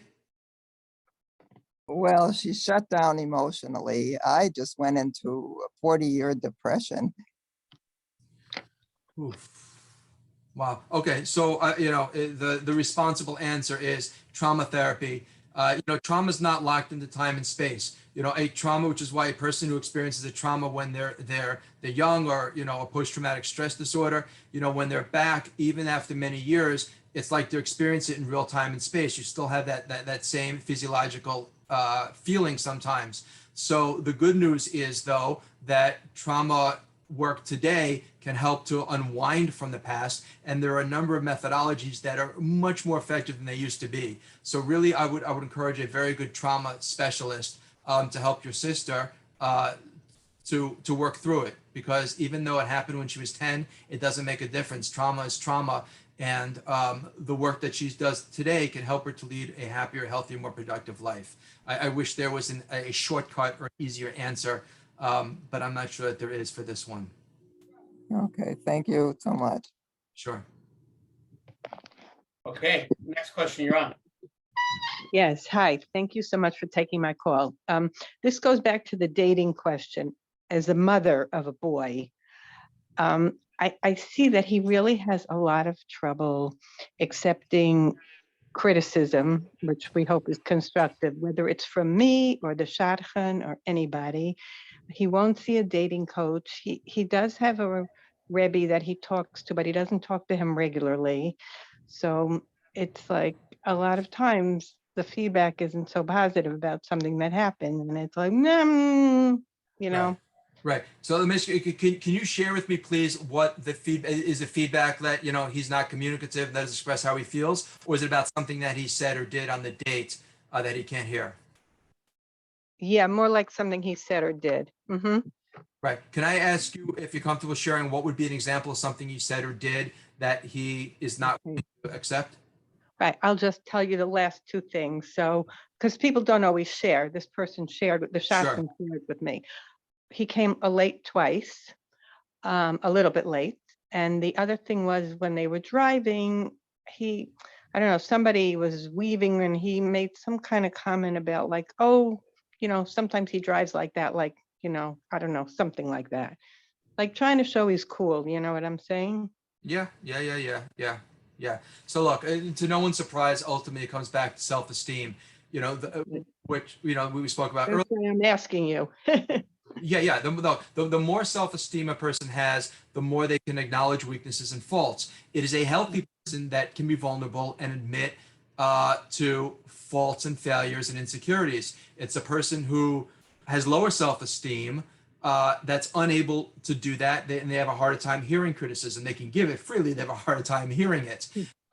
So really, ultimately here, the key is to help his self-esteem. That is not about building up his ego, telling him how wonderful he is, which is often counterproductive. What happens is when someone has low self-esteem, we think that by telling them how amazing, how great they are, how perfect and wonderful, we're building them up. We make a fundamental mistake, because when you take somebody who has low self-esteem, you tell them how great they are, what you're doing is you're upping the ante. You're making it that much more difficult for them to risk vulnerability and the fear of rejection, because they need now to hold themselves up to this image. So really, you want to help them to acknowledge and to see their imperfections rather than their perfections. So without certainly casting any blame or responsibility, it's a person's sense of self-esteem can be built up certainly from the interaction from the parents and their ability to be able to express that unconditional acceptance, unconditional love. So I don't know what the home situation looks like, but certainly being more positive. Again, not telling him that he's a things in sliced bread. That's not what you want to do, but rather helping him to see his greatness vis-a-vis your relationship with him, and that unconditional love that we spoke about with the other person, and really about the degree to be able to have him talk about his faults and his failures in conversation in a open space is what's going to help him to be more vulnerable. So once again, the long answer to your very good short question is he needs to be able to begin to share with, maybe it's his Rebbe or maybe it's with somebody, it's a honest expression of what he doesn't like about himself, because a real reflection of self-respect, self-esteem doesn't come from what we love about ourselves. It's the acknowledgement about how we deal with the parts of ourselves that we don't love. That's really the gauge of somebody's emotional health, not how I think about the wonderful parts of me, how I'm able to accept and integrate the parts of me that I don't love, and be able to accept them, acknowledge them, and work through them. So I would say, again, just fleshing out the order here is first, whatever the relationship, the interaction at home, try and have that to be as positive as you can so that he feels that unconditional love and acceptance, to build that up. Don't tell him he's amazing and wonderful and perfect, because that's only going to up the ante. And thirdly, try to find somebody with whom he's comfortable talking about his faults, his failures, insecurities. That is going to be the gateway to help him to be more honest and to reflect on himself. But yes, ultimately, this comes back to self-esteem. Okay, thank you. I think that the last part is going to be very hard. Which part? By getting him to open up to somebody? Yes. Yes, I don't disagree. So whenever you want movement from somebody, by the way, it's going to be that you have to help them to see the pain of staying where they are versus the pain of the action, because ultimately we move towards pleasure and away from pain. So if he believes that it's more painful to talk than not talking, you're right, he's not going to move forward. He needs to be able to see in very real sense that the pain of not talking is worse than the pain of talking, meaning he has to now get real with, and this is something you can bring to the forefront, that if he's not able to hear feedback, not from you, from somebody else, by the way, if he's not able to hear constructive criticism, he's going to have a very hard time connecting, learning, and growing and being better on a date. And the pain that's going to come from dating, week after week, month after month, chas v'shalom, year after year, when he recognizes that as worse than the pain of sharing how he feels with somebody else, that's when he or anyone else is ultimately going to take action. Okay, I mean, he's still very resistant. We had a little bit of a discussion like that, and it's a problem. Again, I know he's resistant only because the pain of having that conversation in his mind is less than the pain of where he is right now. So he needs to be introduced to the fact that unless he's able to express how he feels, hear constructive criticism, he's going to get a lot more of the same, which ultimately is going to be a lot more painful. When that message hits home for him or anybody, that's when we move forward. Unbelievable. Okay. Okay, Dr. David, there's a lot more. Can we handle it? How much longer can we go? We'll see how we'll see how things go. Okay, you're on. Hi. So I know that the trend today is very much of, it's the other person and how, that it's not me, it's the other person. It's true also that we have to look at ourselves and we have to try to see maybe it's something that I'm doing. But a lot of times, like, I'm just not sure. And I know that that has to do with, childhood and, that my feelings were always, I was always told, no, that's not how you feel. You really feel this way. So I've always lived my life very confused as to what I'm really feeling. And I feel that, a lot of times, like, I need like a neutral judge to tell me, is the other person right? Maybe they're right. If I say no, I don't think they're right, then I need somebody to validate me. Well, were they right? Yeah. Were they not? So I feel like my life has been one big confusion. And, like right now, I just, at a certain point, you're just like, you just throw up your hands. Like, Yeah, well, okay. So before you throw your hands up, let me offer you some thoughts. And before we do that, let me just encourage anyone listening out there that has younger children or really children of any age, that there's a saying that if you can't express yourself to your mother, you won't be able to express yourself to an other. Something we touched on earlier, and that is that, when a child expresses, how many times you tell your children, they say, I'm hungry. You say, you can't be hungry, you just ate. Okay, maybe it's a ruse to get out of bedtime, but there's only so long you can tell a child that what they think isn't real, how they feel isn't real, that they begin to doubt themselves, they shut down, and like this woman, they transition to adulthood, and suddenly they question whether their own thoughts and feelings are accurate, and they forever seek outside validation. So it's important to remind yourself that regardless of what your child says, how they express, how they feel, what they think, to empathize and validate. It doesn't mean you're saying it's right. What you are saying is you are entitled to say what you're saying, to feel how you're feeling. And validation is, I get that based on your perspective, why you feel this way, based on how you're seeing things, this is how you feel, and that's perfectly acceptable. That's very cathartic and very beneficial. Now, as an adult today, I'm sorry? Yes, I'm saying as an adult today, one of the ways you help to unwind from that is simply by expressing everything starts small, meaning that however you feel, whatever you think, you accept it. Don't look for outside validation. Don't look for somebody to tell you right. Don't look for somebody's stamp of approval.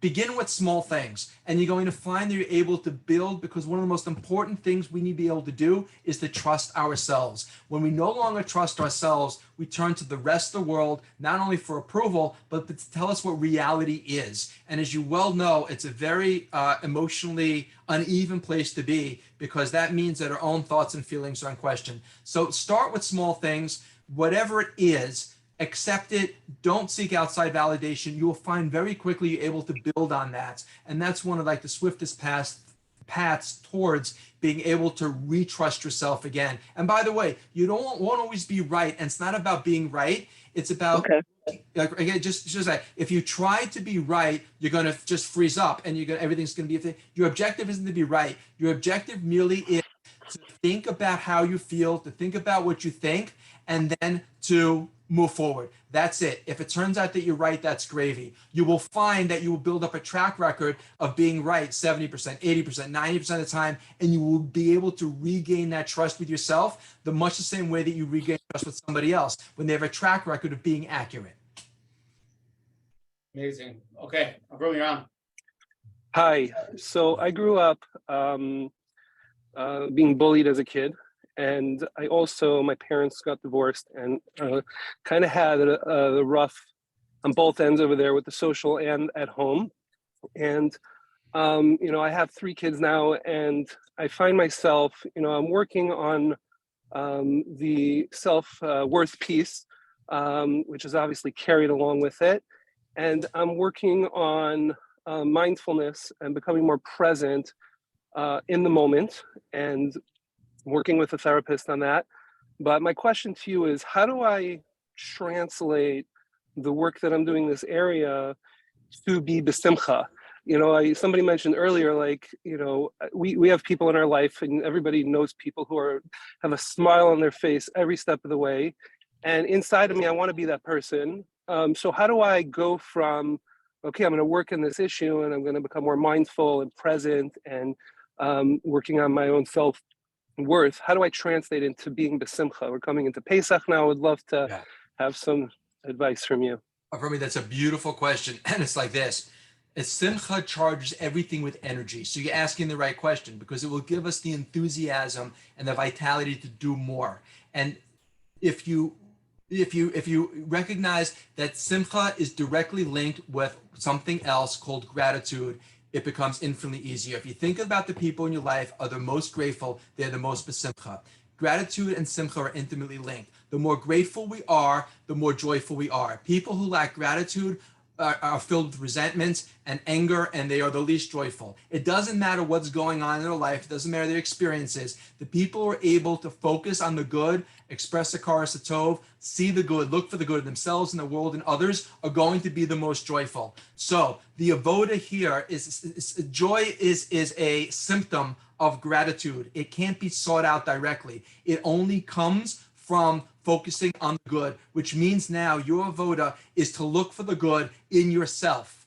Look for the good in others, look for the good in your world. You will find that you will move through your life with so much more joy, so much more simcha, because from gratitude will flow joy. When we focus in on what's missing, what's not working, what's broken, what's defective, we can't help but feel down because we're focused on the negativity.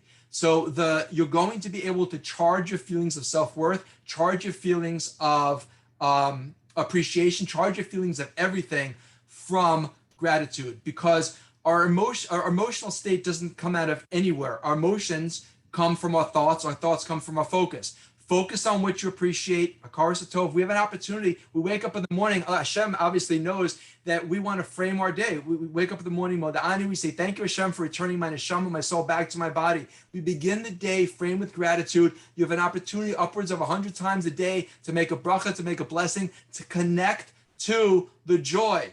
So the more positive you are, the more you're focused on what's working, the more joyful you're going to be. So through Pesach, the avoda is look for the good, you will see the good, and you will be more besimcha.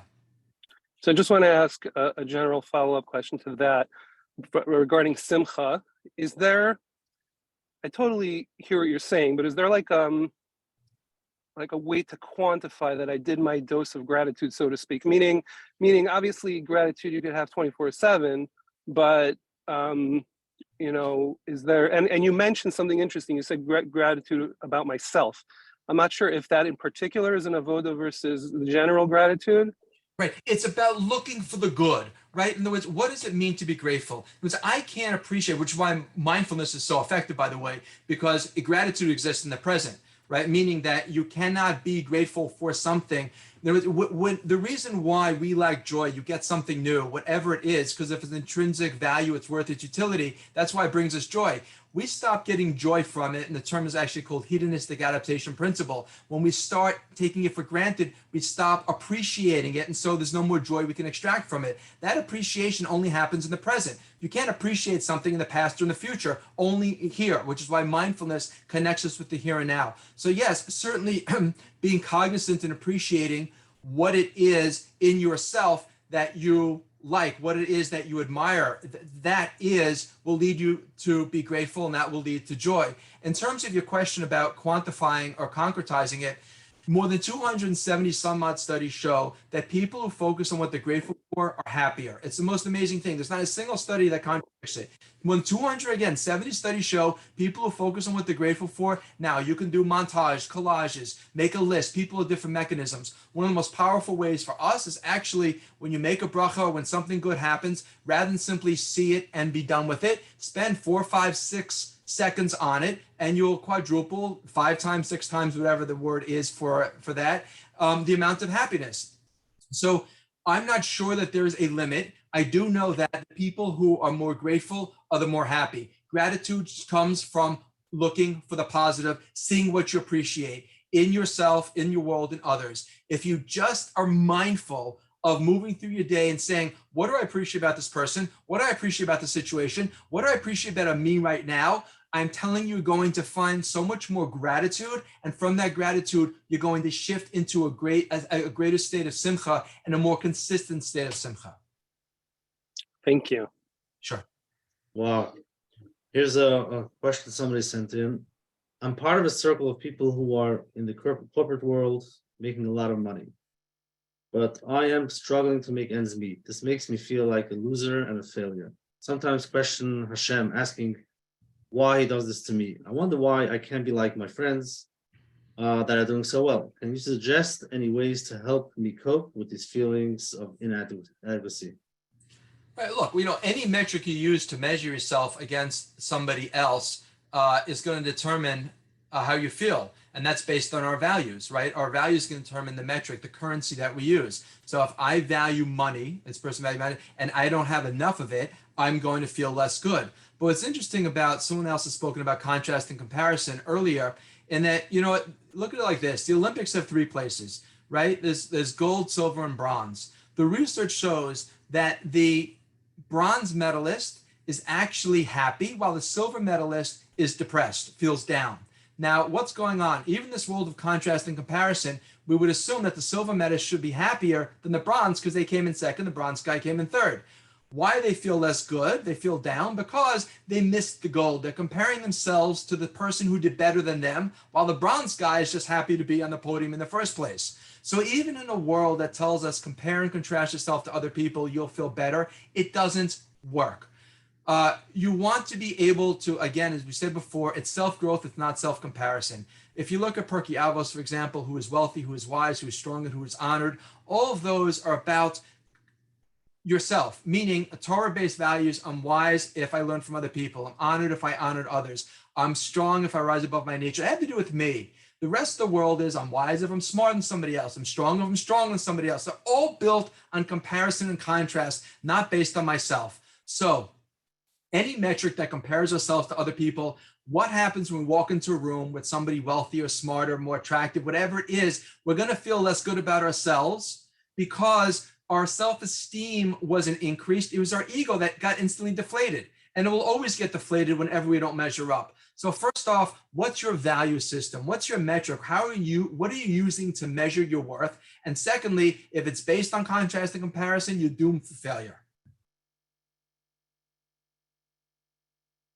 Beautiful. Okay, there's so many lives. Sorry that there's a lot of questions that came in. I feel like we need to cover, but okay, you're on. Hi. 1 second.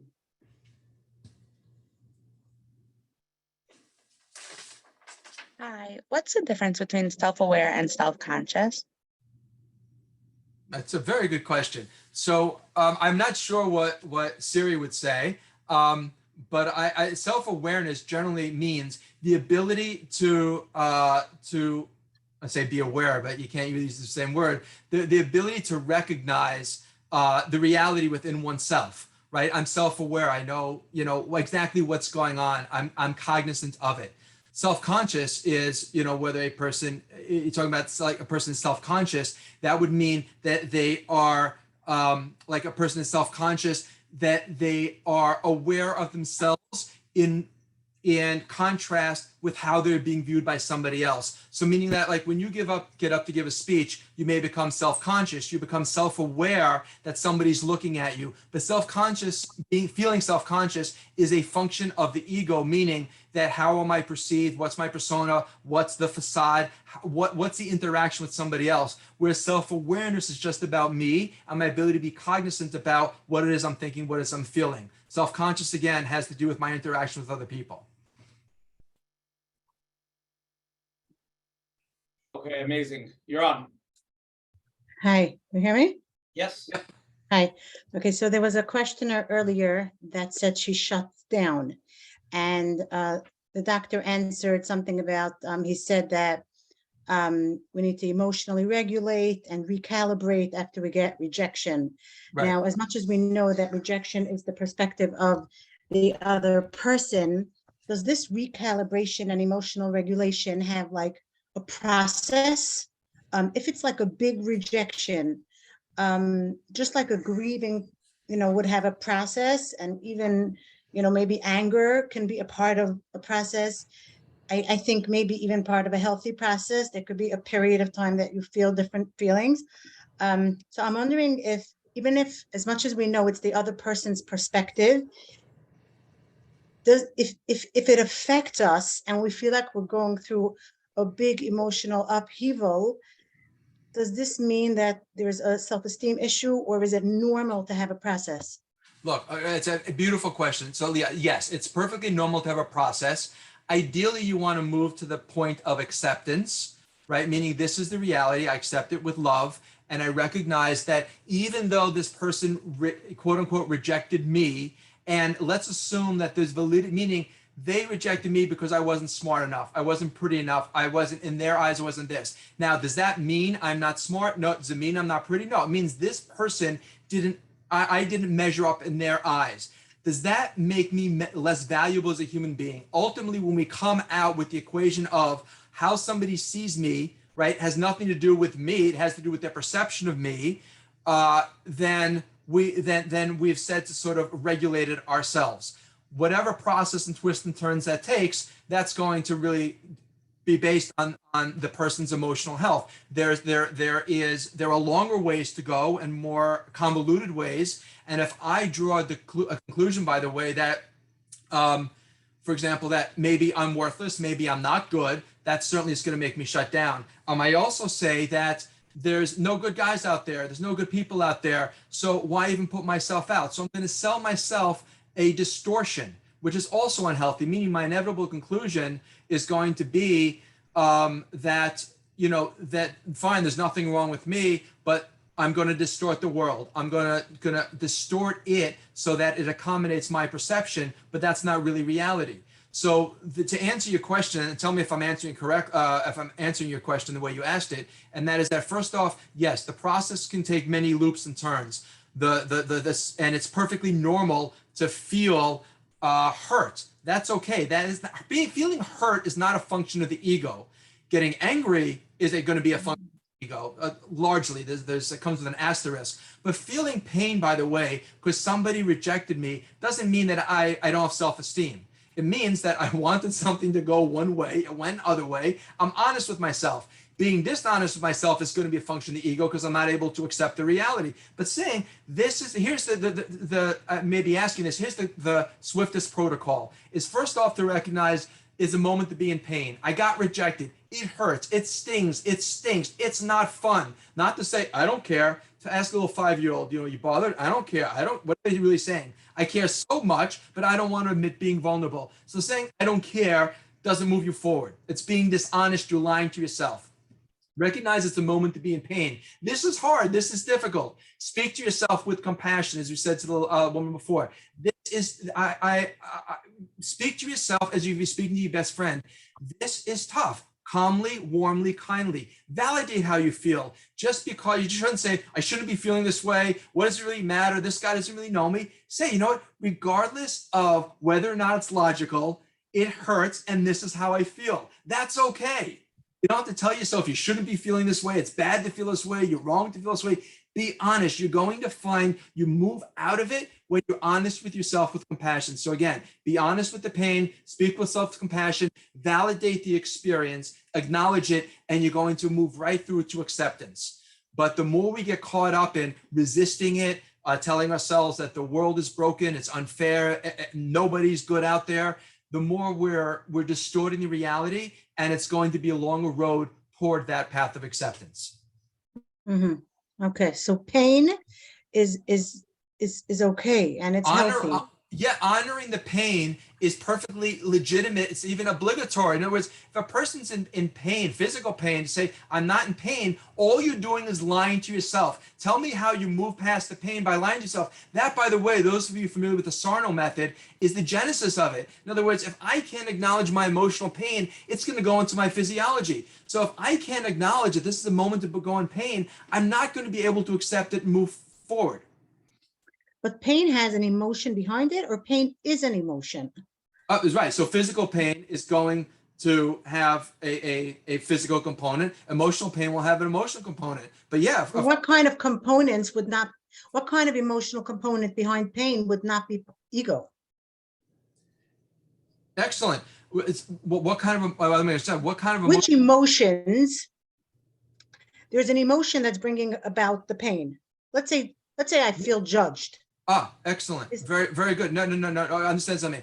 A person who is pure neshama, pure soul. Okay, let's like something like Avram Avinu, right? He experienced a loss of his wife, right? Sarah. He was in pain, right? It was an emotional pain of the mitzias, of the reality. That hurt. That's okay. He didn't deny it. He didn't say, okay. He didn't. And he's also, Hashem told him not to, I believe, not to further engage in it. He acknowledged it. He accepted it. When a person experiences a loss, a rejection is a loss. It is a loss of an opportunity of a possible relationship. It is a disconnection. It is painful. That in and of itself can be purely neshama driven, and it is a pain that we can honor, period. It doesn't have to come from a corrupted place. So there's no emotion that I should try to identify when I'm experiencing pain? No, very good. Again, the authentic pain comes from the fact that this is a loss. Now, if you're asking is a person who is absolutely positively no ego on the highest level, how they would view it, yes, I would concede that they would say, this is the reality. I betachin, Hashem loves me. Whatever happens, the good, not only that, but thank you, Hashem, and move forward and be pain-free. That person, I'm certainly not on level. Do they exist? Sure, I'm not there. So I'm speaking to everybody else. So theoretically, you bring up a beautiful point, and yes, a person who recognizes the reality that everything is tailor-made, custom-made for a good and for a growth, and that there is nothing bad, so it's only good, just the good they can't see, that has perfect betachin, they are going to be pain-free. The rest of us are going to feel that sting of rejection, which, yes, is going to be a function of the Yetzer Hara, the ego, that part of us that feels unworthy, unloved. Because our greatest desire is connection, which makes our greatest fear disconnection. The only reason I'm going to be disconnected from, it's an awful sentence, awful grammatically, so is that, is if I'm not worthy. So when somebody doesn't like me, when somebody says I'm not good enough, when somebody rejects me or criticizes me, it gnaws at my greatest fear that maybe they're right, maybe I'm not worthy of connection. And that ultimately, yes, is a function of the ego. And that is what we should look at. We should look at, if you're asking that question, we should look at, where do I feel that pain? Why do I feel that this rejection is a reflection of me? Where do I not feel worthy? And all this. But all of this, by the way, is done under the umbrella of self-compassion and analyzing and looking at yourself through the lens of compassion, saying, not I shouldn't feel this way, not it's wrong to feel this way, it's bad to feel this way, come on, who cares anyway? It's wow, this is tough, this is a moment to feel in pain. I feel this way because I wanted the relationship, this person rejected me. You know what? They rejected, maybe they didn't think I was pretty enough or smart enough or good enough. That hurts. Now, how do I really feel? Well, is that true that I'm not good enough? No, I'm a good person. Is it true that I'm not pretty enough? Maybe I don't look like this person or that person, but you know what? I've got a lot of other good qualities. And yes, an honest conversation, which goes back to self-awareness. But I cannot stress enough that all of this has to happen with self-compassion. Otherwise, you're bringing the ego into the equation and it's going to be corrupted. You're not going to be able to look at it objectively, calmly, and clearly. Did that effectively answer your question or not? Good. Perfect. Okay, let's go to the next live question. You're on. Yeah, hi. Hi. So my question is, when I'm weak or tired or sick or hormonal, I could get overwhelmed from head to toe with anger, hate, resentment. So my question is that an indication that I have those feelings festering and they surface when I'm weak? Or is it just that when I'm weak, I put on the black glasses and everything looks worse than it really is, so I should just notice the feelings and wait for it to pass? Because it happens quite often, mostly every night when I'm very tired. I go to sleep too late. Yeah, beautiful question. It's because you're a human being, and whenever we feel tired, whenever we're fatigued, whenever our emotional resources are drained, you're going to find yourself much more raw, much more sensitive. There are a few things that a good night's sleep can't fix. It's been said that when someone would come to Rabbi Avigdor Miller with anxiety, depression, he would say, get 8 hours of sleep for 2 weeks straight, 8 hours of sleep a night for 2 weeks straight, and then come back and see me, and no one ever came back. Now, whether it's that no one could pull it off, I don't think that's the case, or whether or not they just felt differently. Whenever we're drained, often when it comes to chinuch and child comes back and they're off the rails, give the kid an apple. You know, sometimes your blood sugar is simply low. But to answer your question is, no, it doesn't have to necessarily mean that it's festering, it's beneath the surface and you're keeping it in check. When we are, our emotional bandwidth is constricted and we're feeling a certain way, when we have that lens, as you aptly put, that lens of negativity, we'll see things differently, we'll respond differently. It doesn't have to be a function, and if this is your question, that you were, able to keep it in check and suddenly, the reins are off and now this is your real self coming through. People can be, their very core can be affected and unsettled through hormones, through lack of sleep, lack of food, blood sugar variations, things like that. It doesn't mean that it's been lurking there all along by any means. Okay, thank you very much. And I have one more question. When sometimes when I see someone who's successful in a way that I would want to be, I get very jealous and resentful. I used to deal with it by putting that person down, but by now I just acknowledge it. I wonder, it doesn't happen to everyone who is successful, only certain type of success. So I wonder, does that mean that I have the potential to be there? And I'm like, and that's why I get so triggered? It's a good question. I don't know if you have the potential or not. It does mean that you feel you've got the potential, meaning if you're not swimming in that ocean, you're not going to measure yourself by that metric. But if you feel that you should get that, and jealousy and envy are different, by the way. We conflate. Jealousy is I feel that somebody's going to take away what I have. Envy is I want what that person has, and maybe they shouldn't have it anyway. I'm entitled to it. So, like a jealous behavior, for example, really comes from an insecurity of someone's going to take away what I have. Really, when we're envious of somebody, it means we want what they have. So yeah, it probably means that you feel that you can and should, and you're entitled to what it is that they have. And I would say one great cure, by the way, or at least, temporary fix, which can lead to a cure, is whenever you find yourself feeling that way, give that person a bracha that they should continue to be matzliach, they should be well, and just send out positive thoughts and energy. And you'll find what happens is, see, when you're envious, your Yetzer Hara is engaged and you move into a taking mode, right? You want what that person has.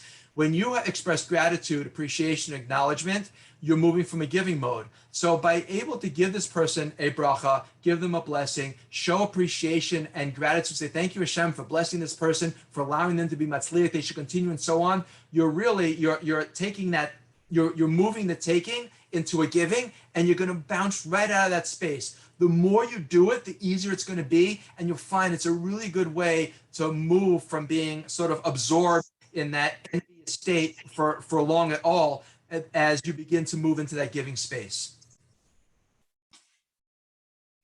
Beautiful. Okay, next slide question you're on. Two more, Dr. David, and then maybe one more. And then, okay.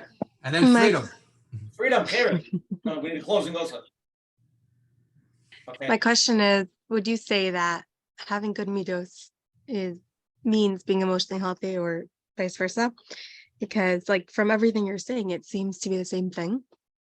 But I feel like I got very different messages growing up. And to this day, I have two worlds. There's my emotional health and my spiritual health, being a good Jew and then being me. And I know it's really one, but it's just really confusing. So what would you say? It's a really sharp, great question. And it's like this. Very often people will say good middos is a reflection of emotional health, but it's not. Bad middos is a reflection of emotional health. It's poor emotional health, but you'll get a lot of false positives because we talked before about sort of false humility, which is really that doormat mentality. A person who puts on a show, and goes back to the Navardics that Coach Menachem mentioned about, who do you think you are, that that you're a nothing. You got to work on yourself to be a nothing. So a real honor, real humility comes from diminishing the ego and recognizing a sense of self. If I don't have a sense of self, I can't get rid of an ego that I never had.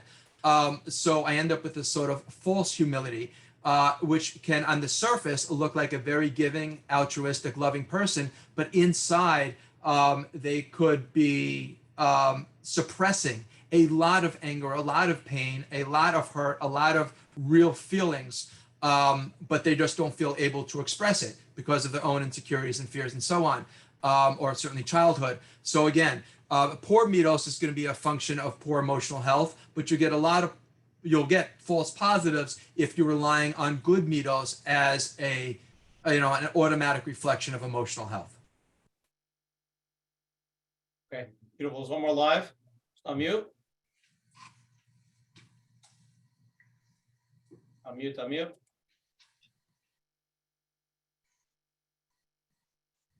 Okay, well, I'm trying to figure it out. I want to cover this question also. Let's see if we can get this one. Basically, as a firm person, how do you navigate the tension between the obligations to help others, be there to care, but also to care for your own needs? So basically, there's a lot of, we're taught that we need to help people do chesed at every opportunity Hashem gives us. At the same time, my personal life and time gets so hectic. How can I learn to balance both being there for other people and doing chesed at the same time, being there for myself?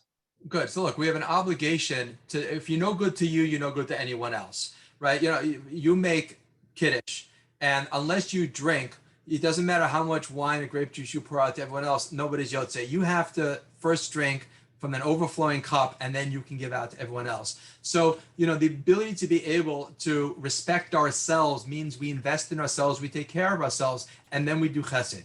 But if a person is not willing or able to invest in themselves and is doing for others at the expense of themselves, and it's not healthy or good for them, it's really not chesed. They're really robbing, they're taking from one person themselves and giving to somebody else. That's not chesed. Chesed is you're choosing to give from a place of choice, meaning I can say yes, I can say no. We said this before, and I'm choosing to say yes. If I don't think I can say no, if I need to do it because I'm guilted into it, I can't stand up for myself and so on, I'm really allowing myself to be robbed. So it is that beautiful balance of being able to give. And we know, by the way, that if you're giving and you're feeling resentful and it's injurious to yourself, then it may not be coming from the most altruistic place. You want to be able to invest in yourself, respect yourself, at the same time be able to willingly give to others b'simcha.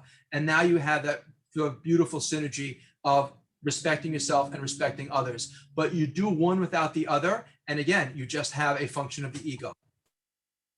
Beautiful. Okay, Dr. David, last live question of the night. Then we're going to go to closing. You're on. Okay. Hello, is it my turn? Yes. Yes. Okay, thank you. I have a very difficult relationship with my sister.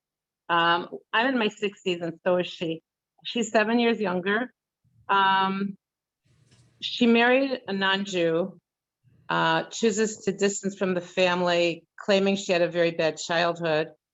And whenever she needs help, she'll call me, but then other than that, she usually berates me, calls me names, things like that. And recently, it just happened recently, there's a lot of demonstrations in Israel about judicial reform. So she's not, of course, secular. So she put out a comment on the sister chat, we're 3 sisters, saying that obviously the majority of people in Israel are against judicial reform. So I know you can't directly negate what she says. She gets very angry and name calling. So I just posted an analysis, like an article stating other perspectives. So she got on and she said, first she went, oh, that's interesting. And then afterwards she persisted in her own perspective. And then the thing is, when she talks to me, I don't feel she really hears me. I feel she just wants to press her agenda. Yes. And then, so then I say to her, she goes, well, what do you mean by posting this article? And I said, I'm just trying to say there are other perspectives. And then she starts going, well, I'm not gonna, go on with a bunch of lashon hara. This one's corrupt and this one's no good. And don't you realize? And so I just said, I just wanted to state that I think there's other perspectives, but I don't feel I know enough to really continue with this conversation. And then she said, I think you're cowardly. And then later she told me I'm a phony.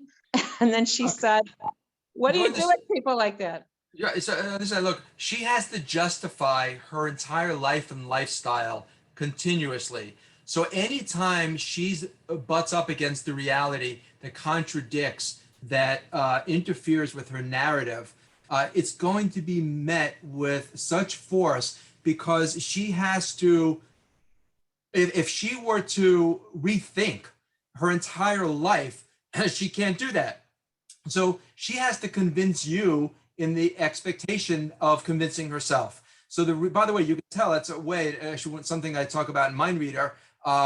is that, a way you can tell just how emotionally healthy a person is how willing and able they are to hear other points of view without getting upset by it, because it comes to vulnerability. In other words, you're able to hear a point of view, as nonsensical it may be, because you're not threatened by it. Her entire personal narrative, her life story, her reality is threatened by the introduction of these ideas. So you will never, ever, by the way, get any concession from her. Moreover, she's going to attack. If you ask me how you deal with it, I just would ignore it. I mean, you're never going to convince her otherwise. And she's doing this in the hopes and expectations of trying to move you, because her greatest thrill would be to get you on board to her way of thinking. You will go nowhere fast. You know that. You will be ineffective, as you found, in trying to convince her of otherwise. I would just focus on what you have in common, because the more interactions you have with her like this, the more friction you create. So I'm not so sure it's productive. Yeah. The question is it possible to have any kind of relationship with her? She'll say to me, I think I should stay away from you. But then, unfortunately, she has asthma. When she gets really not well, she calls me, because I used to be a nurse.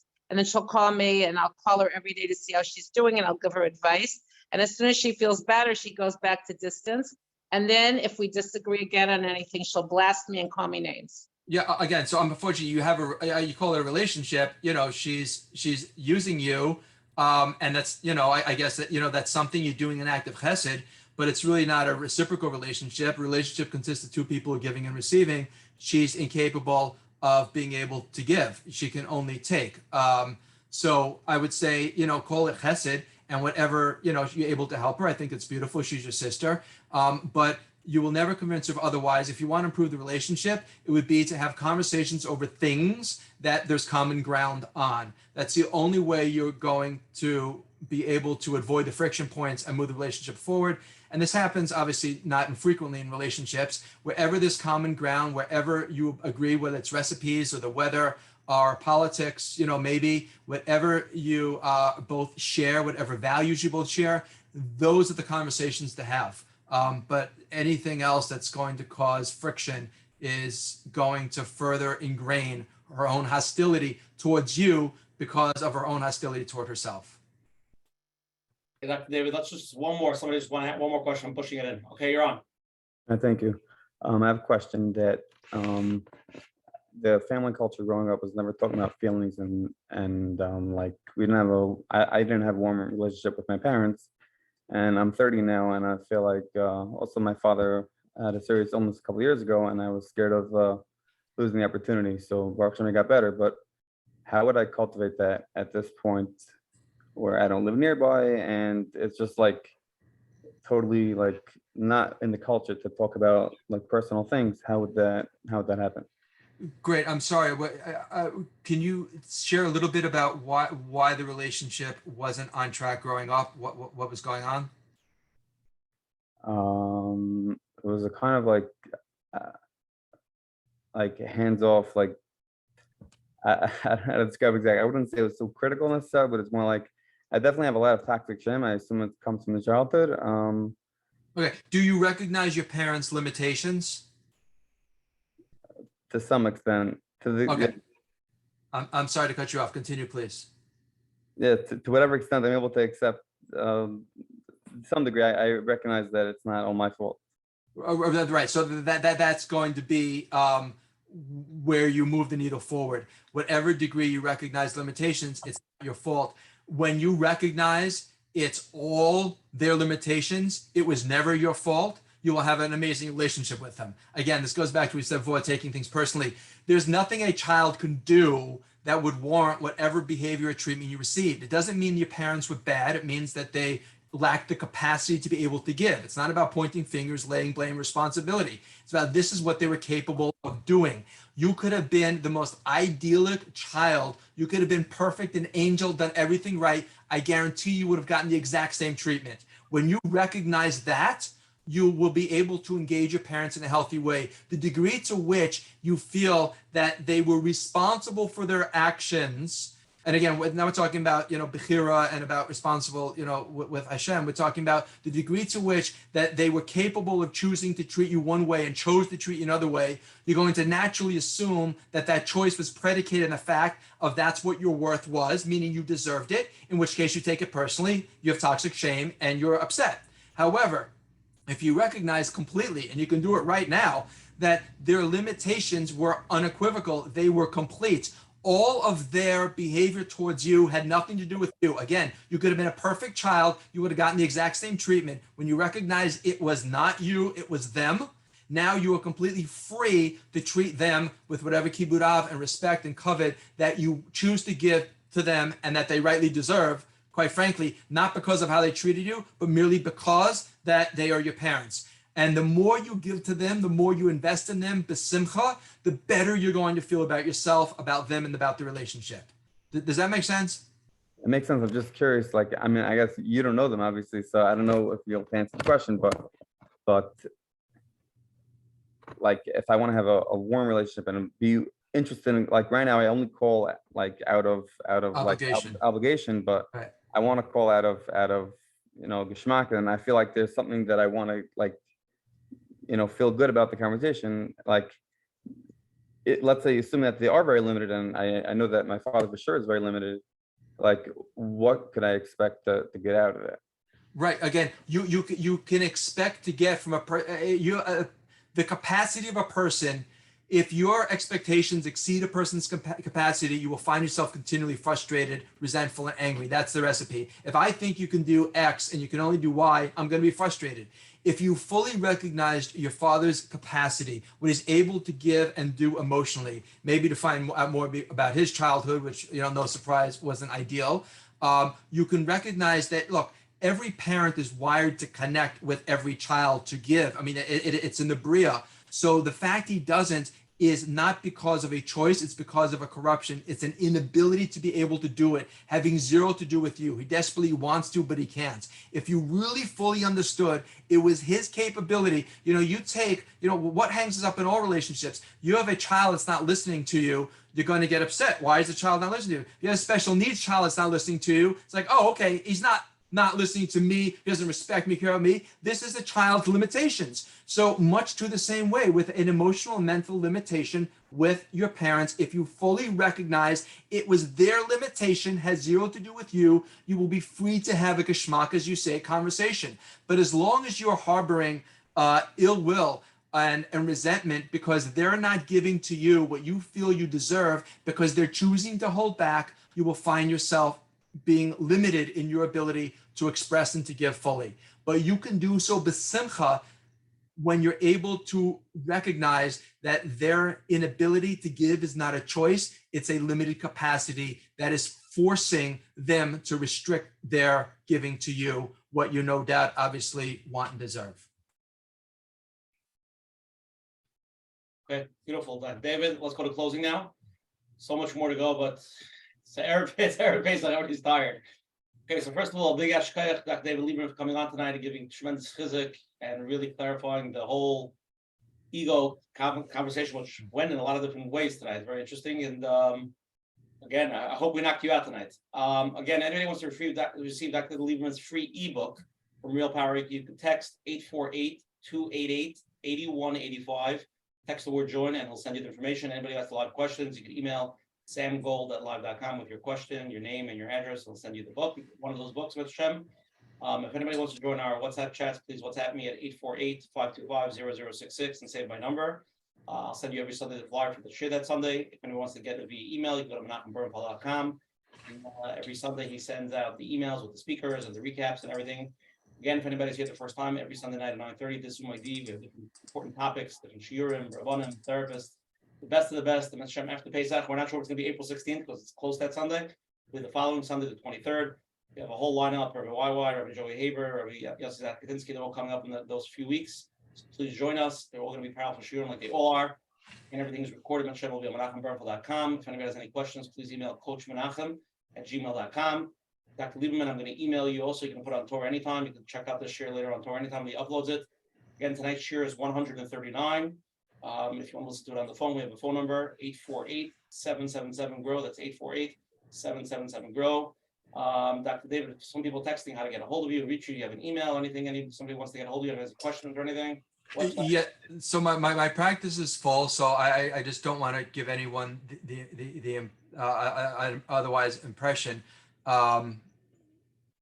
So, you know, actually, I do plan on starting a lecture series in Lakewood, which I done some time ago, back up again after Pesach, so they can certainly reach out to that same Sam Gold, my assistant's email, and we can get them some information on when we'll be starting that up again, if that's Great. So anybody wants to get in touch, just email samgold@live.com.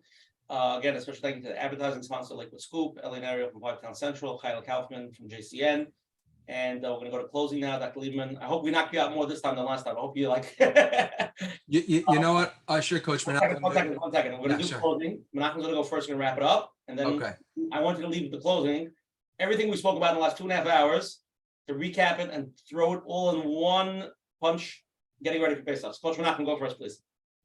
First of all, Dr. David, I really thank you very much. And the questions tonight, the vulnerability, the real questions.